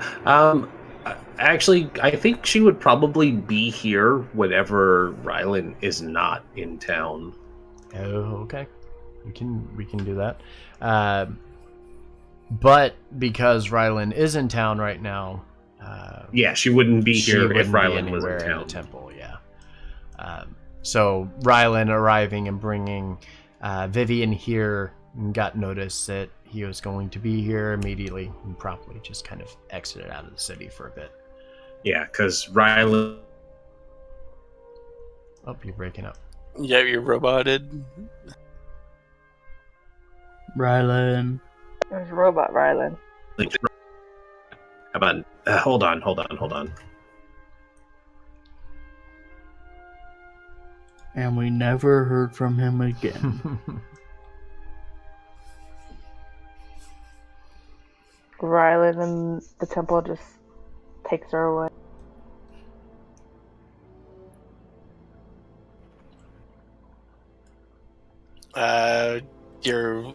The light's coming on, but you're not saying anything. Yeah, we're not seeing any. Can't hear me. There we go. No. Heard you Okay. then. Yeah. Sorry. The Discord and Yeah. just connection in general today has been flip flopping. Yeah. What I was saying was, yeah, she would probably not be there if Rylan's there because what we had discussed and figured out was Rylan's like her mental anchor. So whenever he's around, that's when she's like completely lucid. So when he's not around, that's when she's batshit crazy and like a danger to most people, except for worshippers of Kaifon and stuff. Yep. You guys come into a very quiet setting within the temple, giving you the evening to kind of do whatever you would like to do. Freddie, I imagine you're heading to. Let's see. Where would you? Are you heading back to Elton's vision? Yeah, I'm assuming. I would say that he probably has some sort of quarters or whatnot for himself. Okay. And yep, you head back there. You have your own private quarters again, able to settle in and relax for the evening. No annoyances, no anything really going on through the evening, giving you all a chance to just kind of relax. He would pass off to servant or steward the info for the post of Belvedere to meet the troop leader at some point. Okay. Have that start getting arranged. Yep, and the messenger will just take up the message and kind of nod and pass it along. Unable to find him today, but we'll find him sometime tomorrow morning. As per my background feature, probably one of Freddy's his personal servant. Right. Yep, and that's perfectly okay. Able to pass along the note. At this point, everybody will settle in for the night and get yourself a long rest. And at this point, we'll actually take our 5-minute break before we go forward. Cool. Okay. Yeah. Sounds good. All right. So we're going to take our 5-minute break, and when we come back, we're going to see how they proceed with what I feel is a very fun and very interesting story coming up. So stick around. I'm going to go grab something to drink, and then I'm going to spam all of the internets to try to get some more viewers here to come and say hi and hang out with us. Don't go anywhere. We'll be back in 5. All right. Is everybody here and ready? Yeah. Oh. Yep. Okay. Yep. Can I do new music? No. Wasn't letting me do it earlier.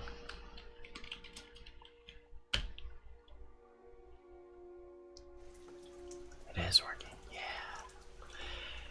So you all wake up first thing in the morning. Unlike most days, today is a little different. You wake up to the sound of pouring rain outside of each of your settings for the evening.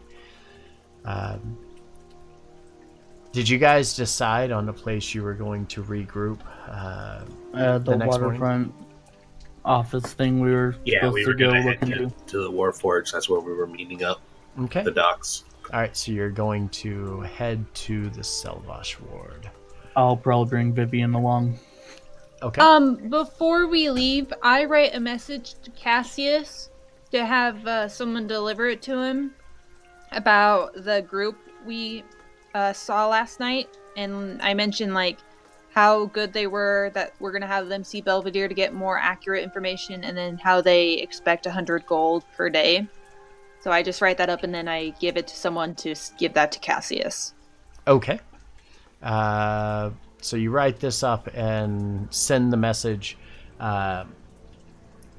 and it obviously doesn't take too long here within the city. Things move pretty quickly. You're able to send the message to Cassius. He gets it by about midday. So you're able to safely assume that he'll be sending some word back at one point or another to let you know where he stands on that. Let's see. Seriously is also going to write that letter to Rylan that I posted Okay. in the chat, so Okay. I'm sure that's just what he wants to do on his vacation from being on a vacation. Right? Oh, Jesus. Thanks. All right. Fine. You're able to write the letter and send it to him. He's hanging out, fortunately for you, in the dock ward, so you're probably able to... Well, then shit, I'll just hand it to him myself. At some point, you would probably be able to meet with him, if that is what you were wanting to do. Sure.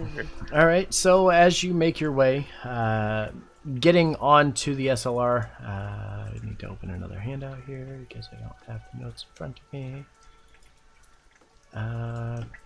Taking the SLR all the way back to Selvash Station, which is the end point of the Red Line, hopping off of the SLR and making your way back above ground. Everybody give me a perception check.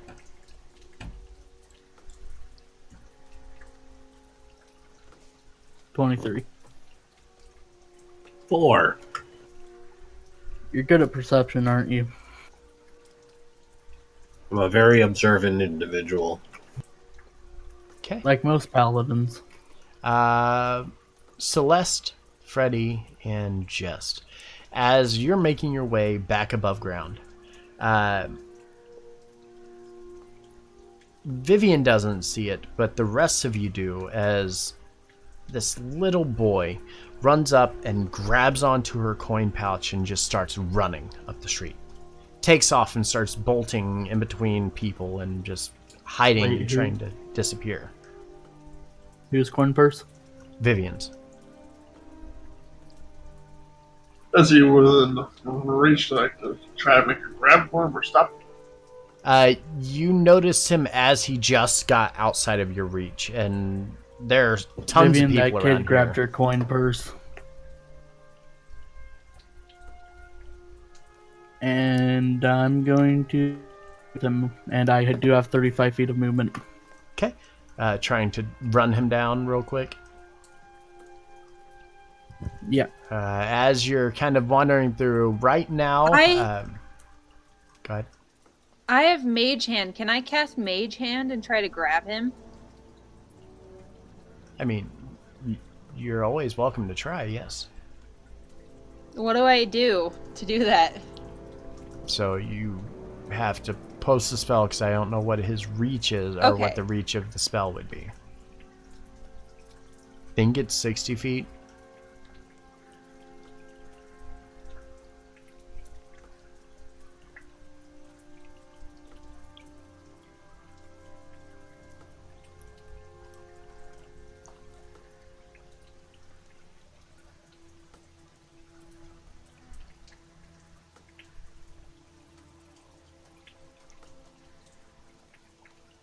30 feet. Just outside of range. Even for Celeste, your 35 feet of movement isn't enough to get you all the way up to the location of this kid who's kind of darting in and out.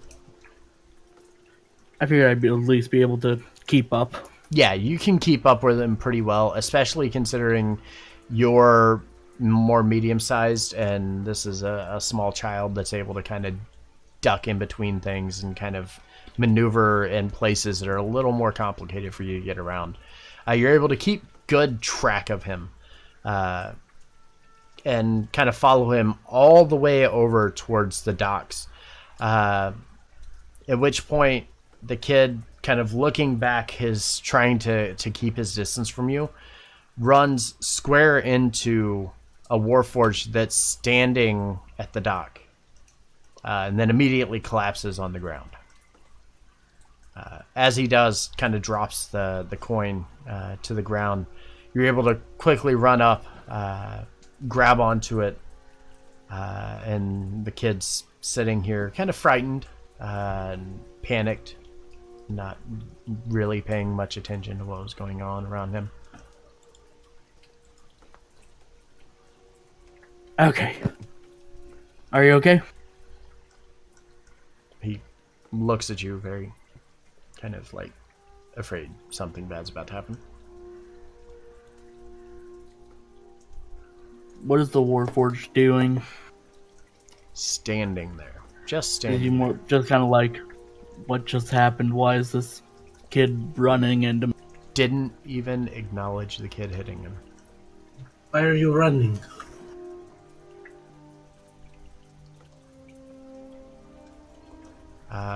As the rest of you catch up and you take a look, you kind of look over the docks here.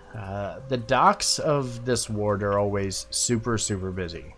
Hundreds of ships, both air and seaworthy, each kind of flock to the docks here to unload both cargo and passenger travel, bringing all of the transport in and out of this city, taking it all across the planet of Toril. Those traveling in from Eberron do so from the southwest of the ward, entering through the gateway, which is actually over here, several wards over. But they take this main road straight in and leading into the dock that leads to where most of them come in at. As the ships begin to kind of gather at the port, so too do the thousands of dock workers that would be required to operate all of these vessels.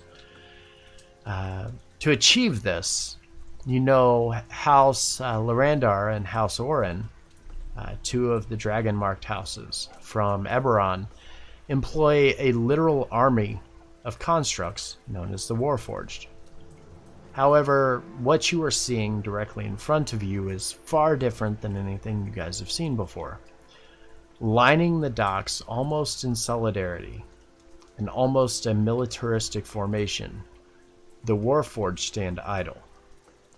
The spacing between them is wide enough that a person can easily pass between each one of the Warforged.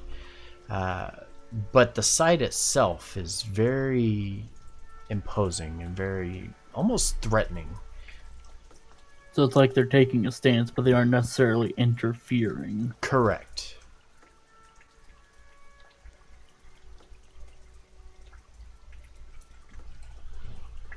I'll toss Vivian's coin purse back to her. Thank you very much. And the kid's kind of like scurrying across the ground here, just kind of backing away. I offer him a silver piece.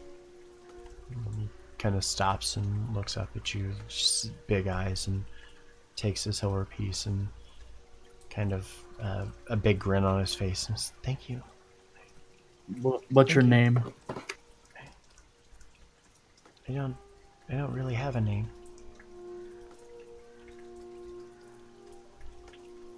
You see him just kind of staring at this silver piece that Vivian just handed him. You get the impression this is probably more money than he has ever seen in his life.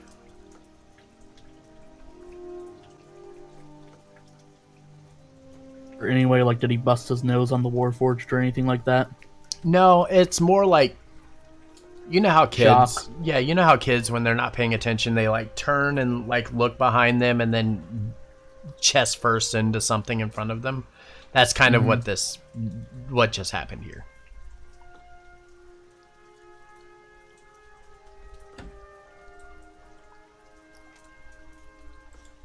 And the Warforged aren't paying any attention to us. Give me a perception check.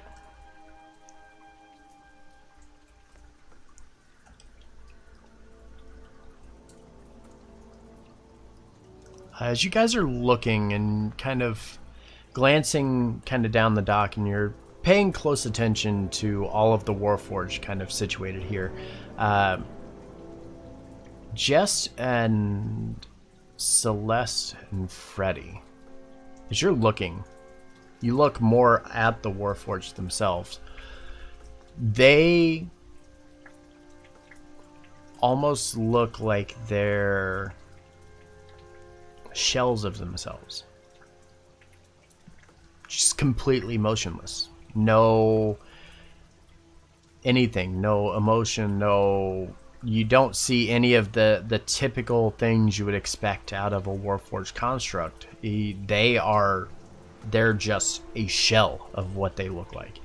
The lights are on, but no one's home. Or the lights are off entirely. Yeah, it's a similar principle, yeah. They're basically just statues? At this point, they have become statues. To you, as you're looking at them, there's no life to them. They're just standing there. Has this, like, do they know if this has been going on for a while? You could maybe ask around the dock and find out. But from what you're seeing, I mean, there's no way of really being able to tell if these have been inoperative for minutes, hours, days. You do know that just yesterday they were saying there was an imminent threat of a strike, but this seems over the top for just a strike, you know? Yeah. I try to, like, talk to one of them. Like, just, like, go up there and be like, hello, and see if I get any response. You get nothing. Like, I'm gonna... Go ahead. I'm gonna tap on it. Okay. Still no response? Still nothing. They stand there idly. They're facing... Basically, the best way to think of it, think of all of them standing in a single line all the way across the docks. And there's just like 5 feet of space between the shoulder of one to the shoulder of the next one. And they're standing, arms straight down at the side, straight back, looking straight forward and not moving. So they formed like a picket line and shut themselves down so people can't get through. No, people can get through. They're not stopping traffic. But they made like a wall so that you have to pay attention to them. But they're not. They're like shut down and not moving. Correct. And they're all facing the same direction? They're all facing the same direction, looking off into the northeast. So it looks like, just for clarification, it looks like this is something they deliberately did and not something someone did to them.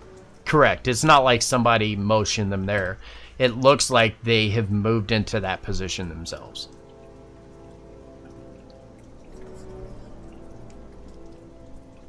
Can do they have any like pouches or like pockets or something on them that she can look to see if they have an identification card? You could take a look. Unfortunately, as you're kind of looking, most Warforged don't really wear clothing. Just being constructs, they don't have anything to really be shy about with their bodies. anything like that, so they don't hide anything away. There's no kind of identification on them, so to speak. You do see the basic elements of a typical Warforged. The symbols and things that are etched into them being very specific to the type of Warforged that they are. The emblem kind of ingrained into their forehead, also being a common theme. And then on the back of their neck is a small slot called a Dosset slot, where they get like magic items and things become infused within them. But beyond that, that's just a typical layout of what a Warforged would look like.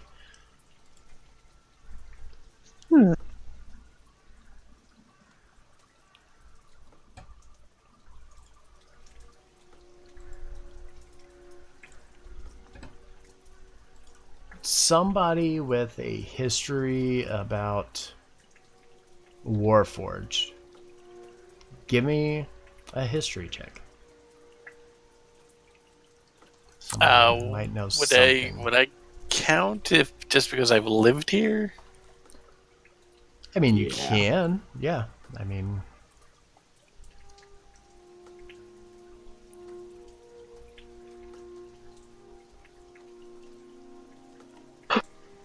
okay. And none of us proficient in history. Circe, in your time here within the realm, you've learned a great many things about the Warforged. They're not often shy about expressing what has happened to them. In fact, some of the conversations that you've been able to strike up with them or overheard in passing, you were able to learn that the Warforged, very sentient and free-willed constructs, usually lead a life that is somewhat boring to most people. They were created by House Kenneth to aid the war efforts in the last war back in Eberron, some near 70 years ago, making them the newest of races to be introduced into either world, Eberron or Toril. When the last war came to a close, many of the Warforged lost their purpose in life and stood idle, waiting for orders. Kind of similar to what you're seeing here. A lot of the Warforged in that case were taken in as indentured servants, but a fear of an uprising from some of these machines and things of that nature led to the Warforged banding together trying to get their own freedom, of which the people of Eberron eventually, though hesitantly, would give them. However, here in Keleto, they're a perfect fit. They never tire, they never get bored of doing menial tasks such as offloading ships or things of that nature. So they follow these orders and do so happily. What you're seeing feels out of character. It doesn't feel like what you know of a Warforged. This isn't who they are. This isn't what they do. They're craftsmen. They're wheelwrights. They're hard laborers like this, doing their own duties and then going home and doing things that... Wasn't there a, like, managers, whatever we wanted to visit that I was told about, so they might have more information? Who did I send you to? That is a great question.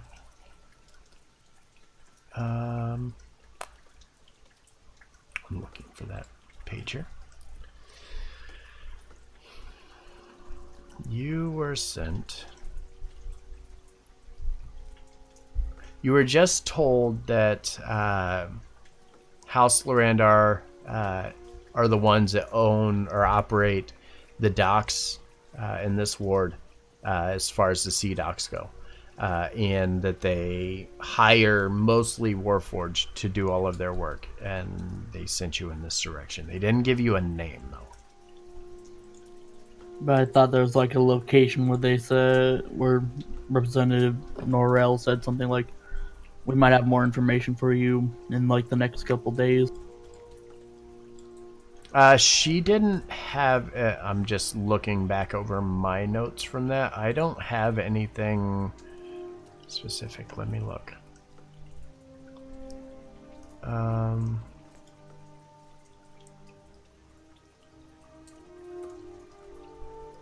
Yeah, the only thing that she should have given you, unless I...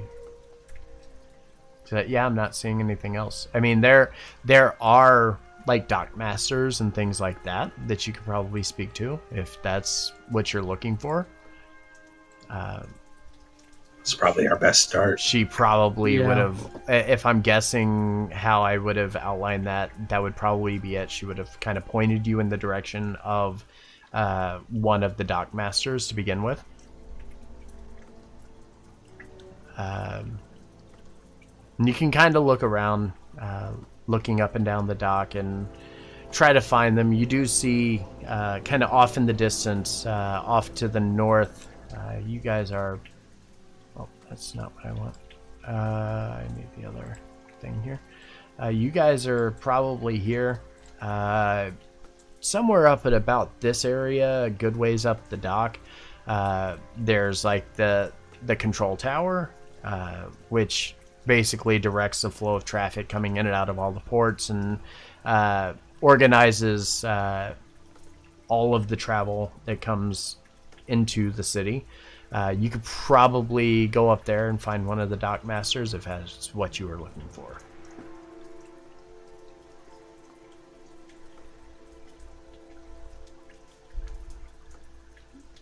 It does sound like the best option. Okay. I don't think we'll get much with the offline Warforged. Yeah. Okay. So yeah, you start heading north.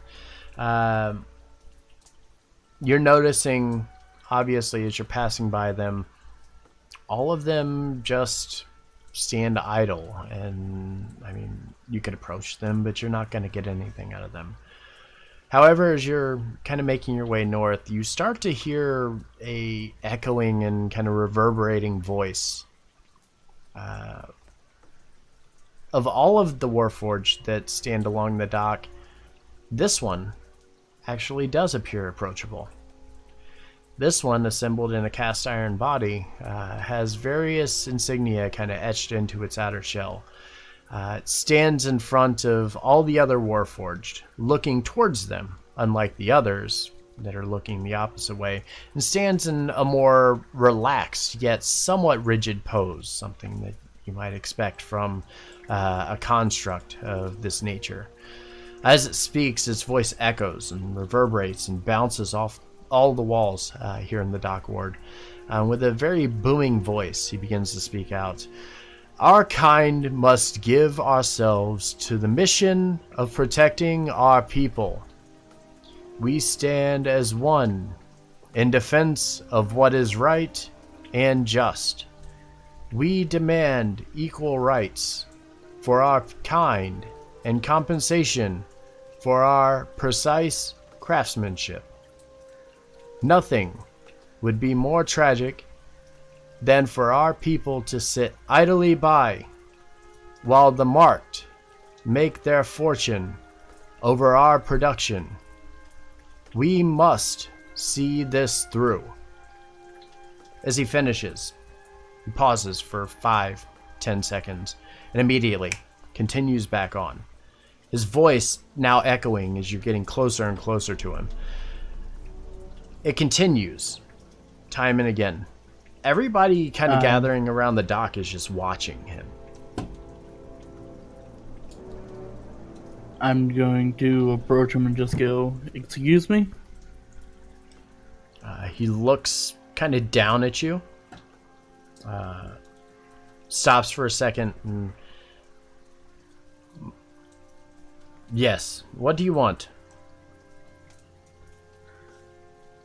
What exactly do you mean by equal rights? Not entirely aware of what you want exactly.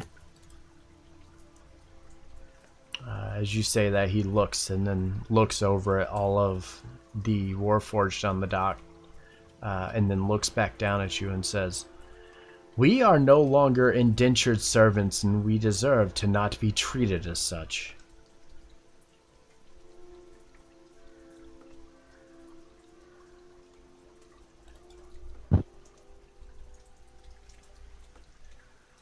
How long have the Warforged technically been in Faerun?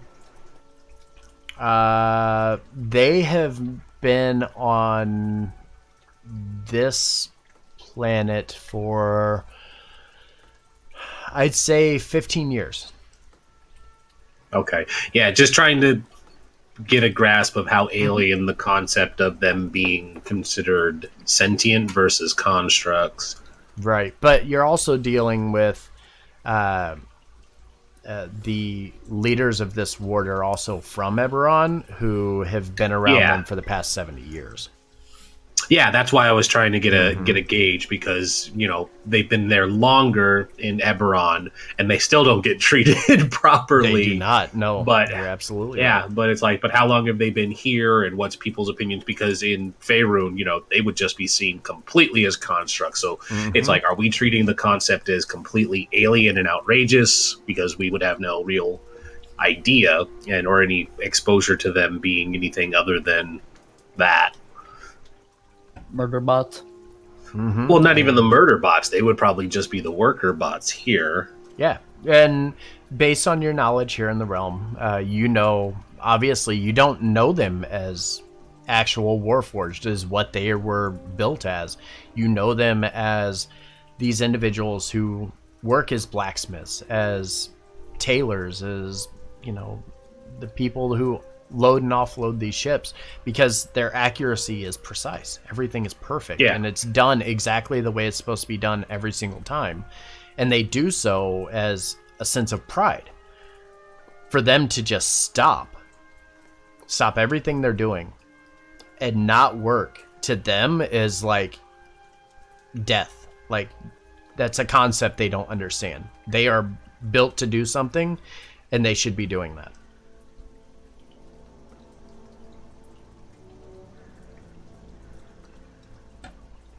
I have a question. And she'll look to the one speaking. Okay. He stops and takes a look over at you. You're seeking fair treatment and compensation, but my question to you would be, since you're not a living... Well, excuse me, that's probably not the correct word.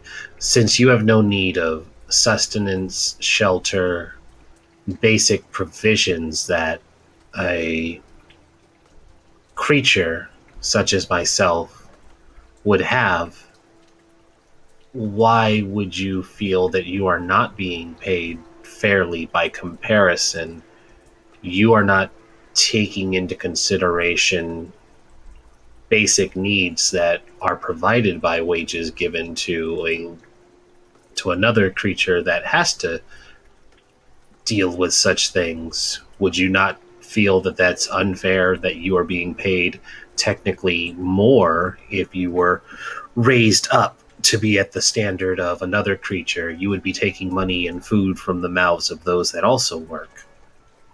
He stops, and you can see, like, he stops for a second. He's computing the thoughts in his head for just a brief moment, and then immediately looks at you and says, just because we do not eat, or just because we do not participate in the things you participate in, does not make us any less sentient.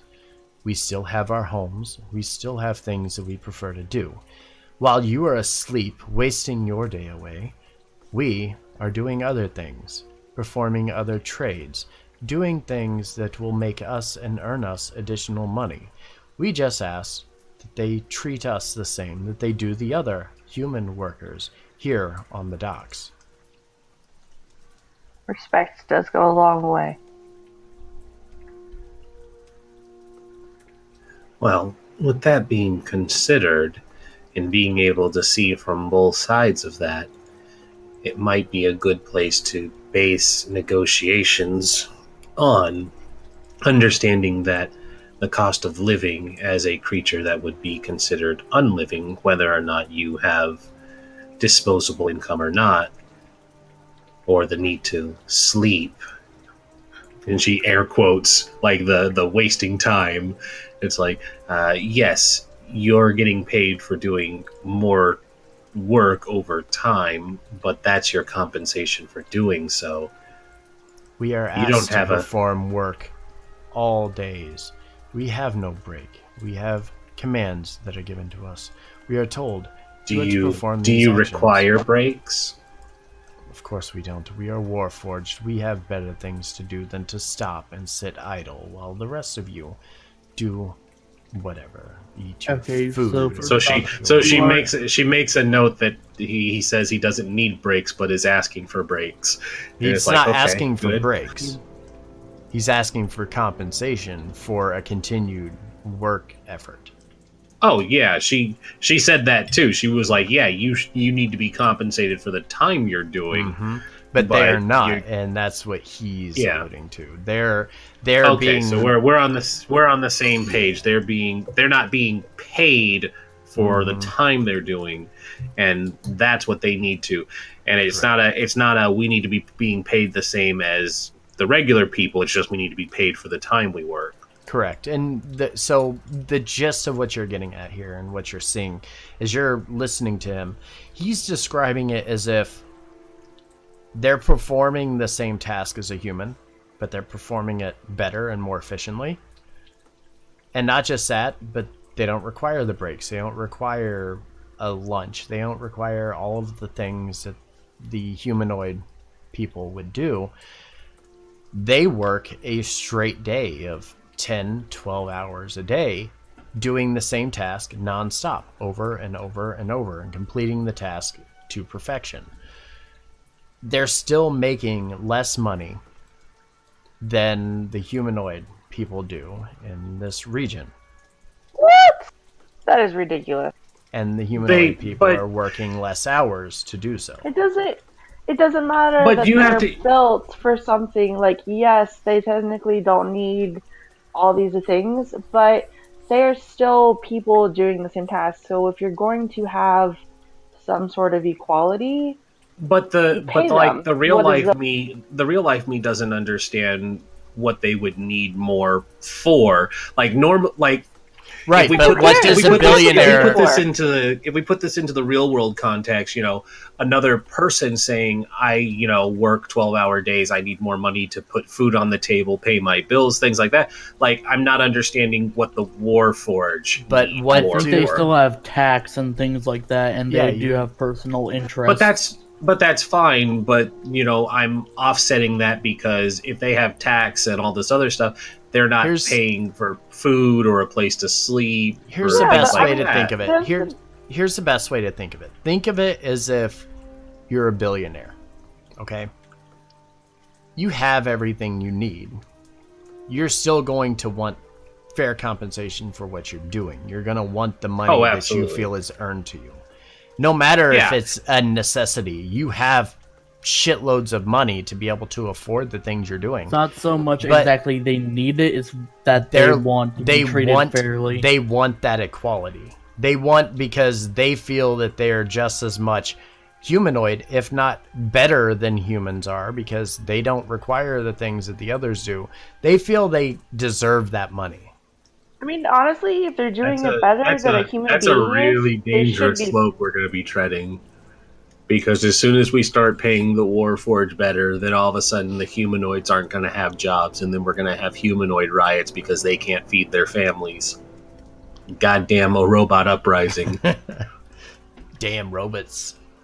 I am not throwing my hat into this ring at all. Forge, thank you for making a really good thought-provoking situation here, because it is exactly that. It's like, okay, so we make sure the Warforged are taken care of, but then because they are doing better and working more, all of a sudden it's the modernization problem. The factory workers all of a sudden don't have jobs because the machine is screwing on the toothpaste cap better than the human is, so he doesn't have a job anymore. But see, here was the other part to that. So now, as you're kind of thinking about this, and you're thinking of it in the way that I was hoping you would, you also have to look at this from the other flip of the coin.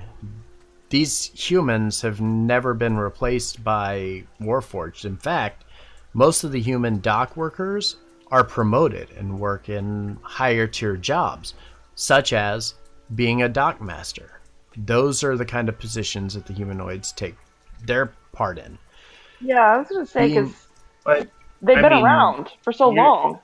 They've been here for 15. Are all So- of the dock workers are getting promoted into dock master positions and stuff, because So you got to remember, there's a lot of manual labor stuff you too. have to remember, this is a city that was very small that erupted in population over the course of like 15 or 10 years. Gotcha. So it's not a problem now, but it can be a Correct. problem later. And there are thousands, literally thousands of Warforged that are working the docks, and you're seeing, as you're glancing out onto the water, you're seeing maybe hundreds of humanoid workers. So, And you have a this is, feeling some of those were just scabs that were paid to just come in here and do the job because suddenly the Warforged have stopped working. So this area is, so for the sake of like understanding the situation, the workforce at this dock, we would say is like 97% Warforged, and then the 3% of the humanoids are these dock masters and upper management things. Yep, and then the Okay, random so yeah, individuals that come in. Yep. That make and the scabs, but we're not Yep. worried about scabs because they're scabs.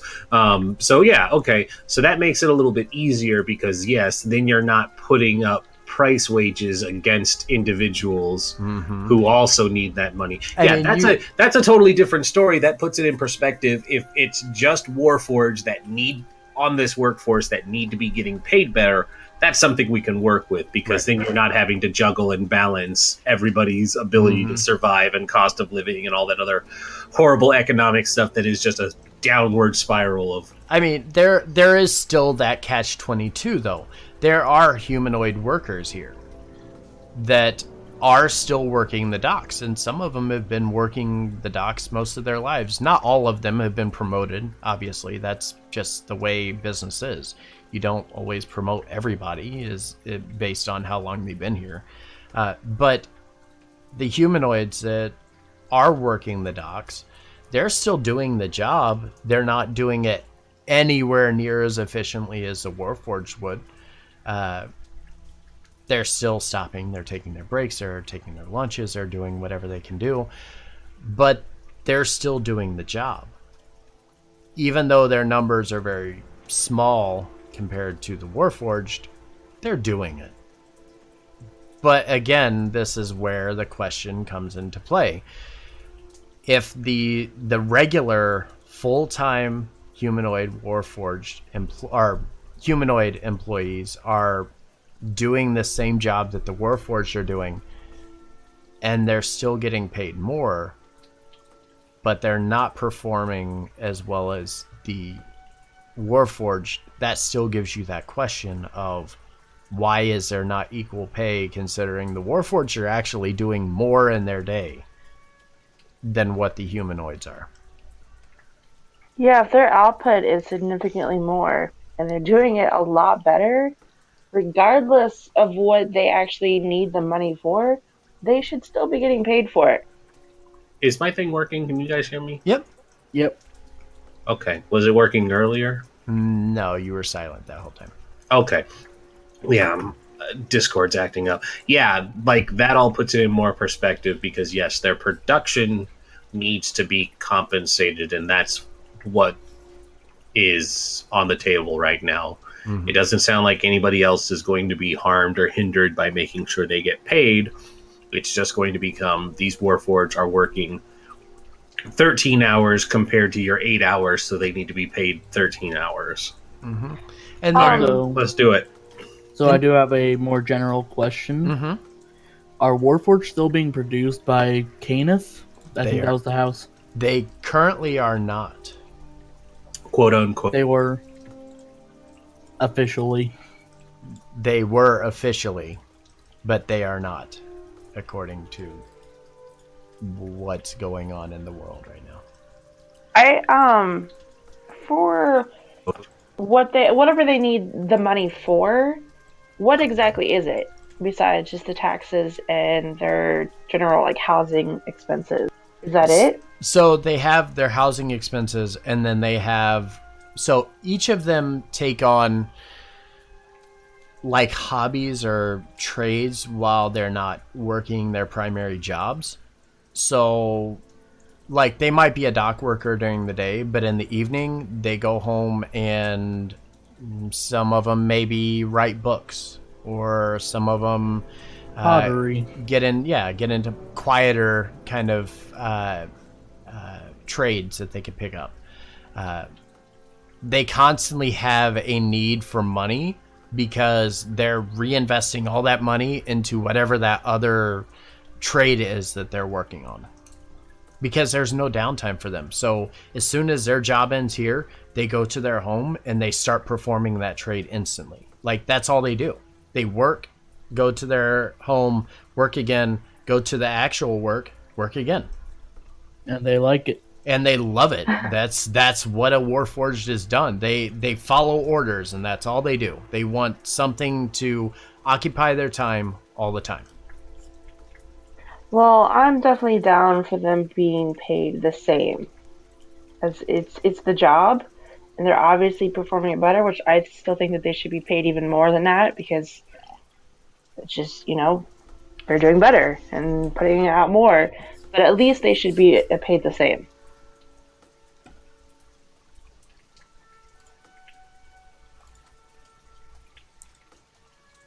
Yeah, they should get paid for the amount of work they actually do. All right, let's go kick up. You cut out. Let's go kick down the door of the dockmaster and make sure they get paid. Let's not kick down any doors. Let's kill everybody that isn't a Warforge. Kill all the humans. Wait, don't kill all the Robot humans. uprising. Yeah, so you part ways. I will give you this guy's name because you did not ask for it. This Warforged goes by the name of Sarge. As you head, giving him a country accent. as you head northwest, head up towards the direction of the actual port authority for the city of Keleto.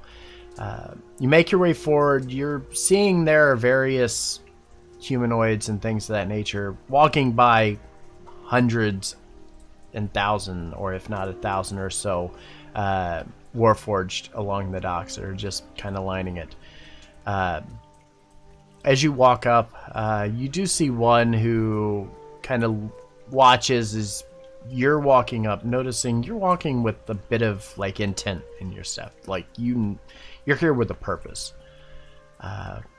He begins to walk down, a very old individual, somewhere in his mid to upper 70s. Very long, scraggly hair, almost completely white. You walk over and he walks straight towards you and kind of looks over the party. What can I do for you? We're here about the Warforged issue, where I forgot what our position is technically called, our council or whatever. We could just say we're from the council, though, right? Sure. Because they asked us directly to come help with this. Yes. Yep. Yeah, that'll work. The dockmaster kind of looks at you. Okay, I don't know how you're going to help in this situation, but sure, let me hear it. Well, So aggressive. I mean, they both kind of were. Well, from our understanding of speaking with Sarge, and feel free to lay out your perspective and situation on the matter, the Warforged feel that they are entitled to fair compensation for the amount of time and production they put into their work.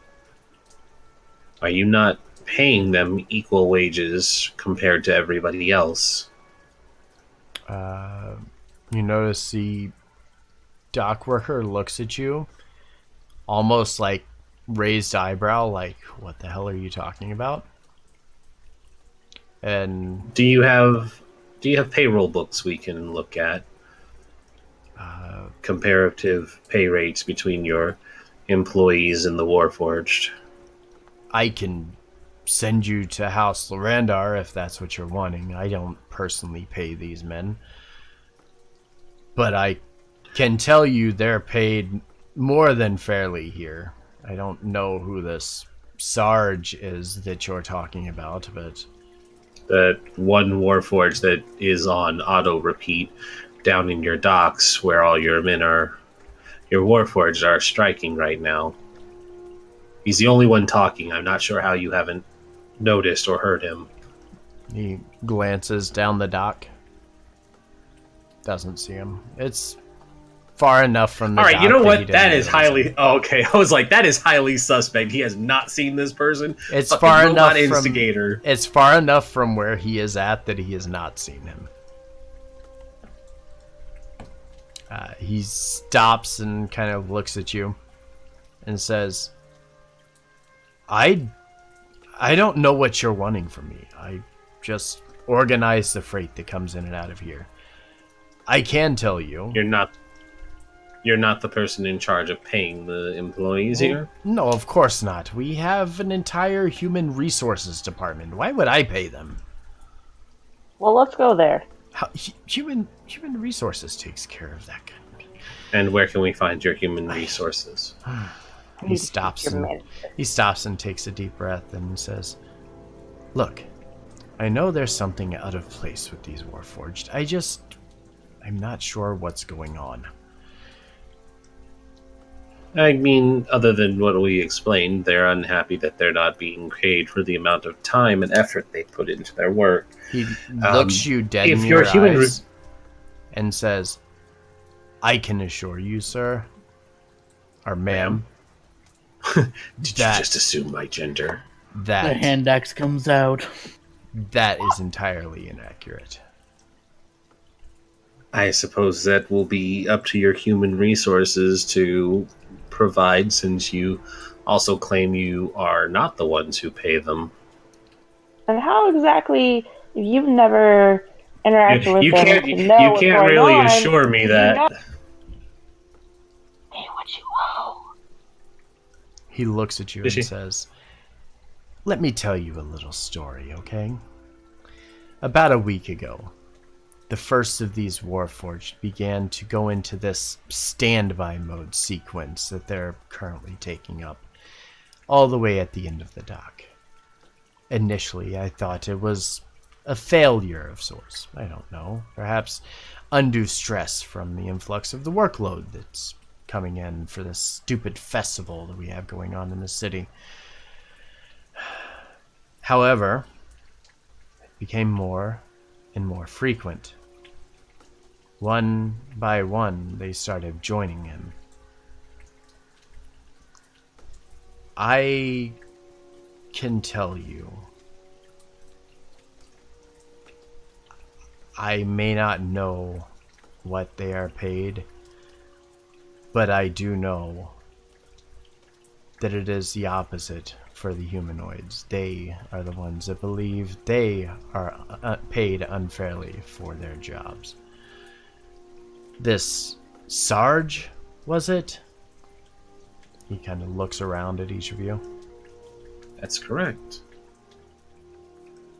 We don't have a Sarge that works our docks.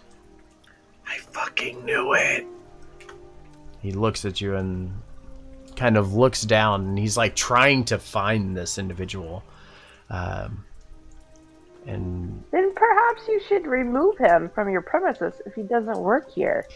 Well, you're just now telling me of it. Of course I'm going to dismiss him from our docks. Yes. Also, I'm going to...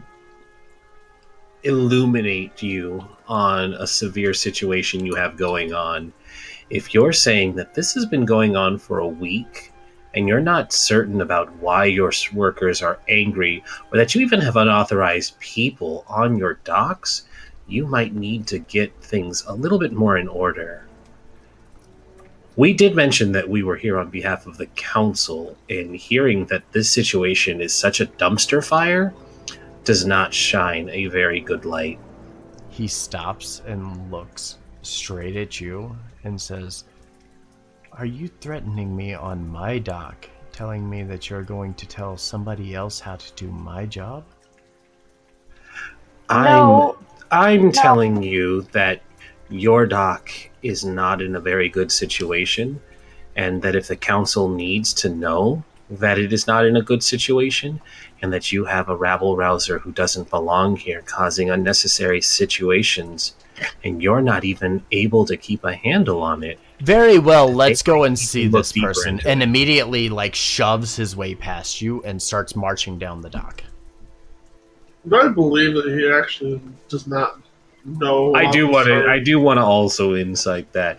Yeah, he's definitely pissed off that we are calling him out, but I want to incite it because Go ahead, yeah. Absolutely. I fully believe that as soon as I joked about it and now all of a sudden it's a thing, I definitely believe that this is just a robot instigator, but I want to double check this guy too. For fuck's sake. I left a while ago You to did. go talk to Sarge. You started heading in that direction before the others left. As you're having this conversation with him, he looks genuinely confused. Celeste, he looks fucking confused to you. He starts walking down this dock with a fucking purpose. He's like, "Oh, hell no. I'm not having this little girl sit here and tell me how to run my fucking dock that I've been running for the past 40 fucking years." And starts marching down. And up ahead of him, Vivian, you start heading southeast, trying to get towards the end of the dock where you remember seeing Sarge at. And you get to the location and he's not there.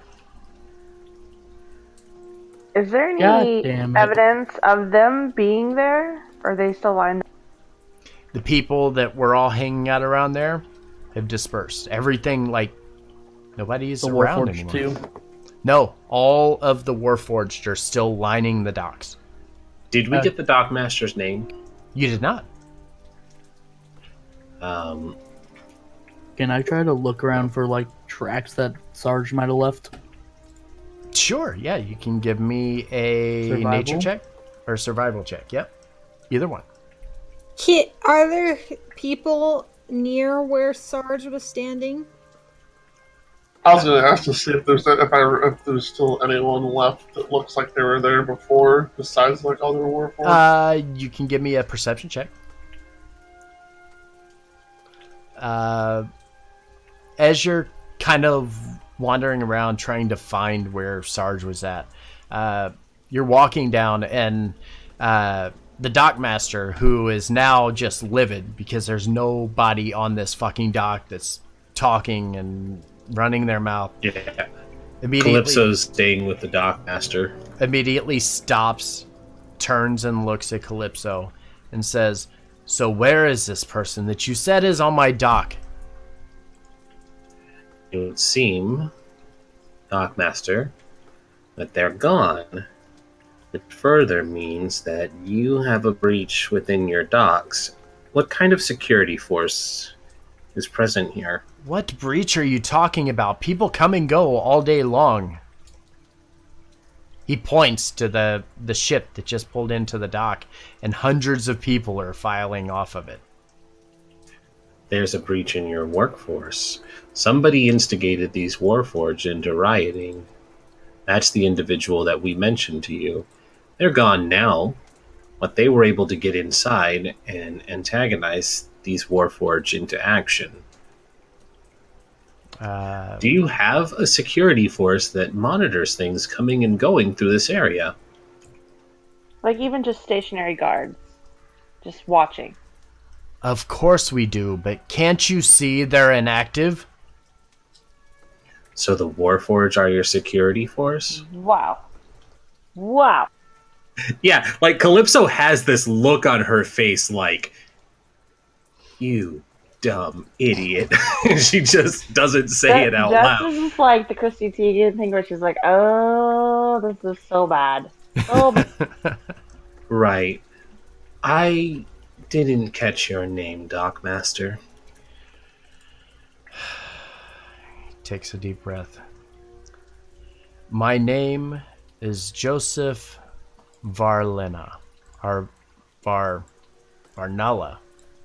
I don't even know how that's supposed to be pronounced. Here, I'll copy paste. How did I write this character's name? Yes. They call me John, go fuck yourself, and then he leaves. Varnala. John, go fuck yourself. He kind of looks at you, looks back at the dock, sees the humanoids kind of loading off of the ship. Freddy, as you're looking around, you're not really seeing, because of the sheer number of people that are coming and going, you're not seeing people that look the same. It's such a busy place. While you can remember very vividly certain individuals that kind of stood out in your mind, you're looking for them and you're just not seeing them around. Celeste, as you're looking, trying to find tracks for Warforged, you're seeing hundreds and thousands of footprints leading all over the place. Some slightly deeper than the others. They begin to... Some Warforged have weird feet, you never know. They have the two-pronged foot. So if they're stepping, it's going to be the two-toed foot that steps forward. As you're kind of looking and trying to identify this specific type of footprint, you see a handful of them, but they go in every direction. Like, they go north, they go south. They start to head off into the city. Some head off towards the Selavash station off to the south of where you're at. They head everywhere. There's nothing really trackable to you. Is there anyone that's around now that's watching this all unfold? With you gathering with the Dockmaster here, everybody is kind of gathering around and looking and just watching you. Like, what kind of metal is our Warforged made out of? Depends. It depends. They all Yeah, vary. I think it was the primary is like just wood and iron. Correct. Some are made out of wood. Some are made out of iron. Lighter ones are made out of mithril. Yep. I mean, they can be any type of metal. The one that you were looking at just looked like a standard steel type Warforged. Okay, I was just wondering if he was like special or something. I mean, you could probably give me. It's been a half hour, 45 minutes since you walked up the dock, probably longer. Give me a history check. Let's see how well your memory is on this individual that you just met.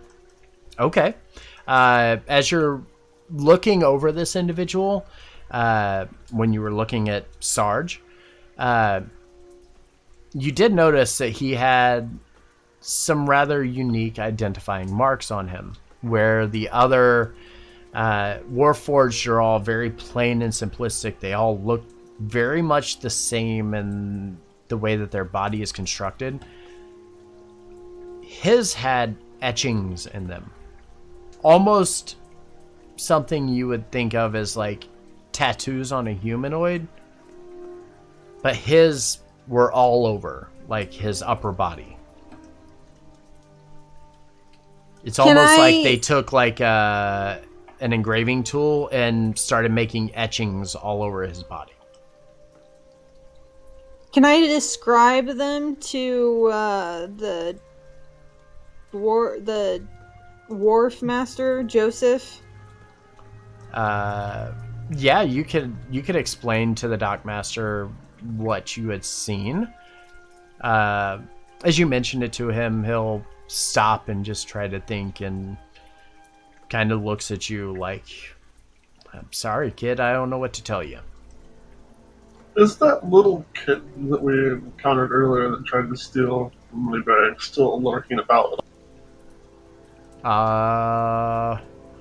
With your previous perception check, you can... I mean, you'd have to head a little more south because you were over about here when you ran into the kid. Or when the kid ran into the Warforged. But if you do so and you go to meet him, you're able to see that, yes, he's still hanging around the docks. I want to go talk to that kid and see if he knows anything about Sarge. Okay. You head over to the south. It takes a while, a good 30 minutes or so, separating yourself from the group, going and looking for this kid, trying to find him. You find him, and he's just sitting there, like, still staring at this silver coin that Viviana gave him. And he looks up at you and says, Oh, it's you. Yes? If you can help me,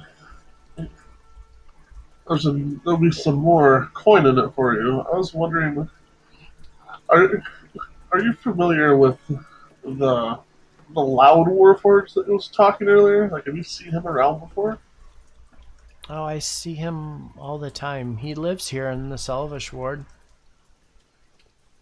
He lives here. Can you direct us to where he lives? Maybe. I don't want to get in any trouble. You won't get in any trouble, and if you do it, I'll give you a whole gold piece for help. A whole gold piece? And now be the bad cop and just hit him. Don't hit the child. Tell where the Warforged is! Okay, I don't know where he is, but I can maybe look for him or keep an eye out, and if I see him, I'll follow him. That would be great if you could. Okay. A whole gold piece? Yes, a whole gold piece. I'll even give him another silver piece for now. Why don't you really up the ante and offer him a whole electrum? Electrum, the Even most that viable kid. currency. I think even that kid's smart enough to be like, that's completely useless. He takes the second silver piece and holds both of them in his hands and says, okay, I'll find him and I will let you know if I see him. I appreciate it. While Belvedere was gone, I take out like I have a disguise kit, so I take out some makeup and so I start drawing the markings I remember on my arm to start showing it to people and being like, hey, do you remember a Warforged with these types of markings? Okay. Give me a sleight of hand check.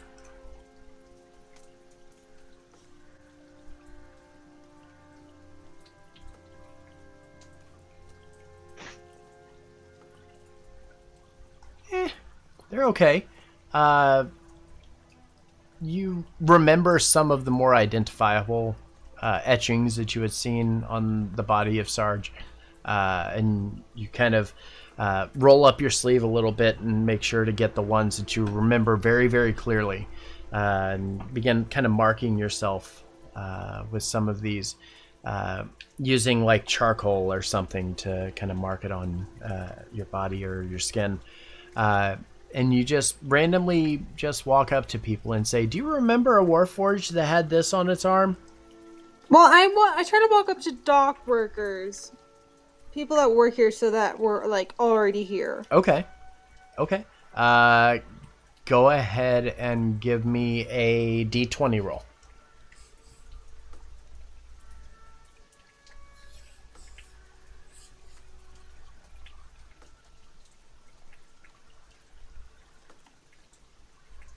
Okay. The first one that you walk up to kind of looks at it and...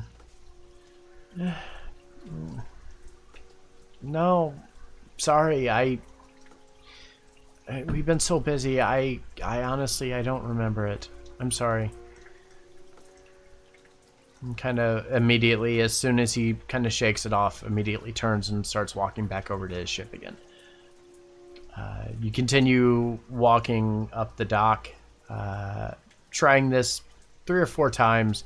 The individuals, most of which are kind of shaking their head, saying no, and then you find one that does remember, and as he sees it, he looks and sees some markings that you've placed like up around your shoulder and says, oh, yeah, the very obnoxious one that's been here on the dock. He's not been here much, but I remember him very vividly today. Did you see, like, where he went? Do you know where he goes when he's not here? He looks at you and gives you that kind of shrug, like, no, I'm sorry. I've been working. I don't keep track of where all of the thousands of Warforged go when they leave their post. Thanks. I'm sorry. I wish I could be more help to you. Very quietly under my breath, I say, it's because I'm a stupid tiefling, right? Oh no. No, it's... I just don't... And I walk away. He Or kind make him feel guilty. He feels very guilty and just kind of lowers his head like, oh, I just let her down. My best friend's a tiefling. I'm not like that. I'm not racist, I promise. Seriously gives him a look like you should be ashamed of yourself. And then goes to follow Vivian. Intimidation roll. As all of that's concluding, I'll give you an intimidation roll. Bless it. Wow. As all that's concluding, you notice the dock master kind of watching along the dock, looks back over at the rest of you and is like, all right, so this Warforged isn't here. Is there anything else I can help you with? So there's the thing I want Calypso to say, and the thing that she probably will say. What will she say? No. You've been a great help so far. I think that's all. You're lying to me. I'm an insufferable asshole. Nobody likes dealing with me. I don't like that he's aware of himself. Oh my goodness. She's like, well, you're not wrong at least. But no, like what she wants to say is, it's like, I don't know, you haven't been much help so far. She's like, no, that'll be all. If we find out anything more, we'll keep you in touch. And if you happen to pay attention to what's going on to your docks and see this Sarge, make sure you have... He's already started walking away. Calypso will remember this. Calypso will remember this. That's fine, because, you know... figure it out. No, it's like, that's fine. He can be a douche, because when we have to report this to the council, I have his name. At this point, if I'm walking back up, I'll just say, that guy is a real asshole. Yes, he is. I kind of liked The him. first clue. I liked he was aware that he was an asshole. Oh, yeah. Like, he knows. He knew. He's like, fuck it, I don't care. I'll own this shit. I don't get paid enough for this. He doesn't, like, he's like, fuck this. I already have enough to deal with thousands of fucking Warforged just standing here doing nothing. I don't want to deal with a bunch of little children right now. Can I go to one of the frozen Warforged? Okay. I want to try to wake it up, so I'm going to cast a cantrip on it. Okay. I'm going to cast Chill Touch on it. Okay. Well then. Okay. Roll the hit. Doesn't hit.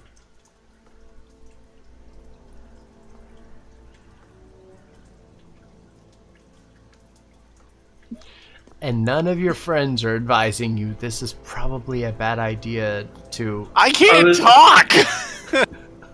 I think it's just a, like, what are you doing kind of look. Calypso's gonna, like, take Cersei by the shoulders and just back up. Is it actually Several. raining, by the way? Because I know we got the rain ambience coming. It is raining. I'm curious. It Okay. is. Several steps back. Yeah, seriously, She's is gonna probably look to coughing a Jess lot. and also motion for her to follow. Seriously is probably Dude, coughing why and are you sneezing a lot. casting- She's not good in the cold. Vivian, She's why like- are you casting spells at that Warforged? She's super bundled up. I'm gonna poke it with my dagger. Vivian, stop! I'm gonna slap that fish. I'm gonna shoot napalm at it. Oh no. Also, My draw on it. There's probably Still a better doesn't way. work. There's probably a better way to do this. Either that or use Well, I just- mean, if it's not moving, it's probably not getting its dexterity bonus to its AC, so you might hit. one could argue that it's Do we Yeah. want her to hit? Yeah. No, I don't. But I also kind of want to see where this goes. It's gonna go. A lot of Warforged are gonna wake up really pissed off. That's why we moved I just to a want to safe talk distance. to them and ask them what's wrong. I just want to talk to it by stabbing it with my dagger. I've tried to. I Just Vivian, wanna talk stop! to want to wake them up. You're not gonna get him to talk by stabbing him. You're gonna get him to beat the shit out of you. Okay, I have a third idea. No. You could take its Well- head. perhaps if you I'm gonna be really express- quiet so none of my friends can hear. Kai, can you hear me? Oh my god. Oh my god. The first person she asks for help is not her patron, but it's the other guy. That was a The patron other or guy. the party, or her party members, but I am not attacking the Warforged. I'm not asking you to. I'm just asking if you have any idea what's going on. Because, I mean, you fought a Warforged once. So before Kai replies, Circe is gonna think really hard at him and say, "Please tell her to stop."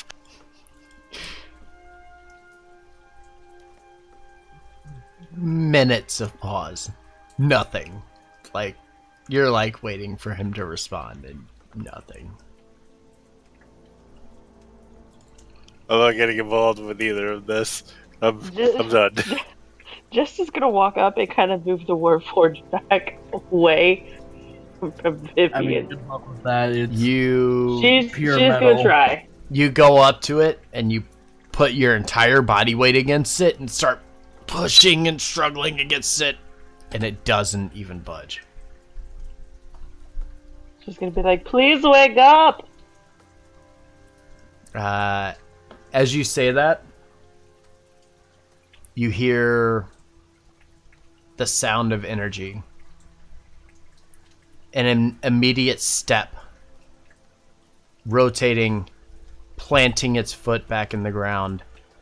Thousands of Warforged turned, facing towards the city. And that's where we'll end tonight's session. What? They live. Robot uprising. Why did you just enact the robot uprising?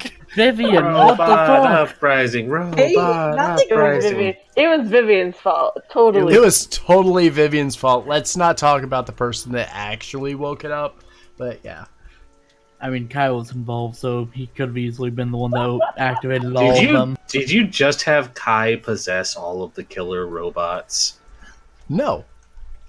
No, I meant Vivian.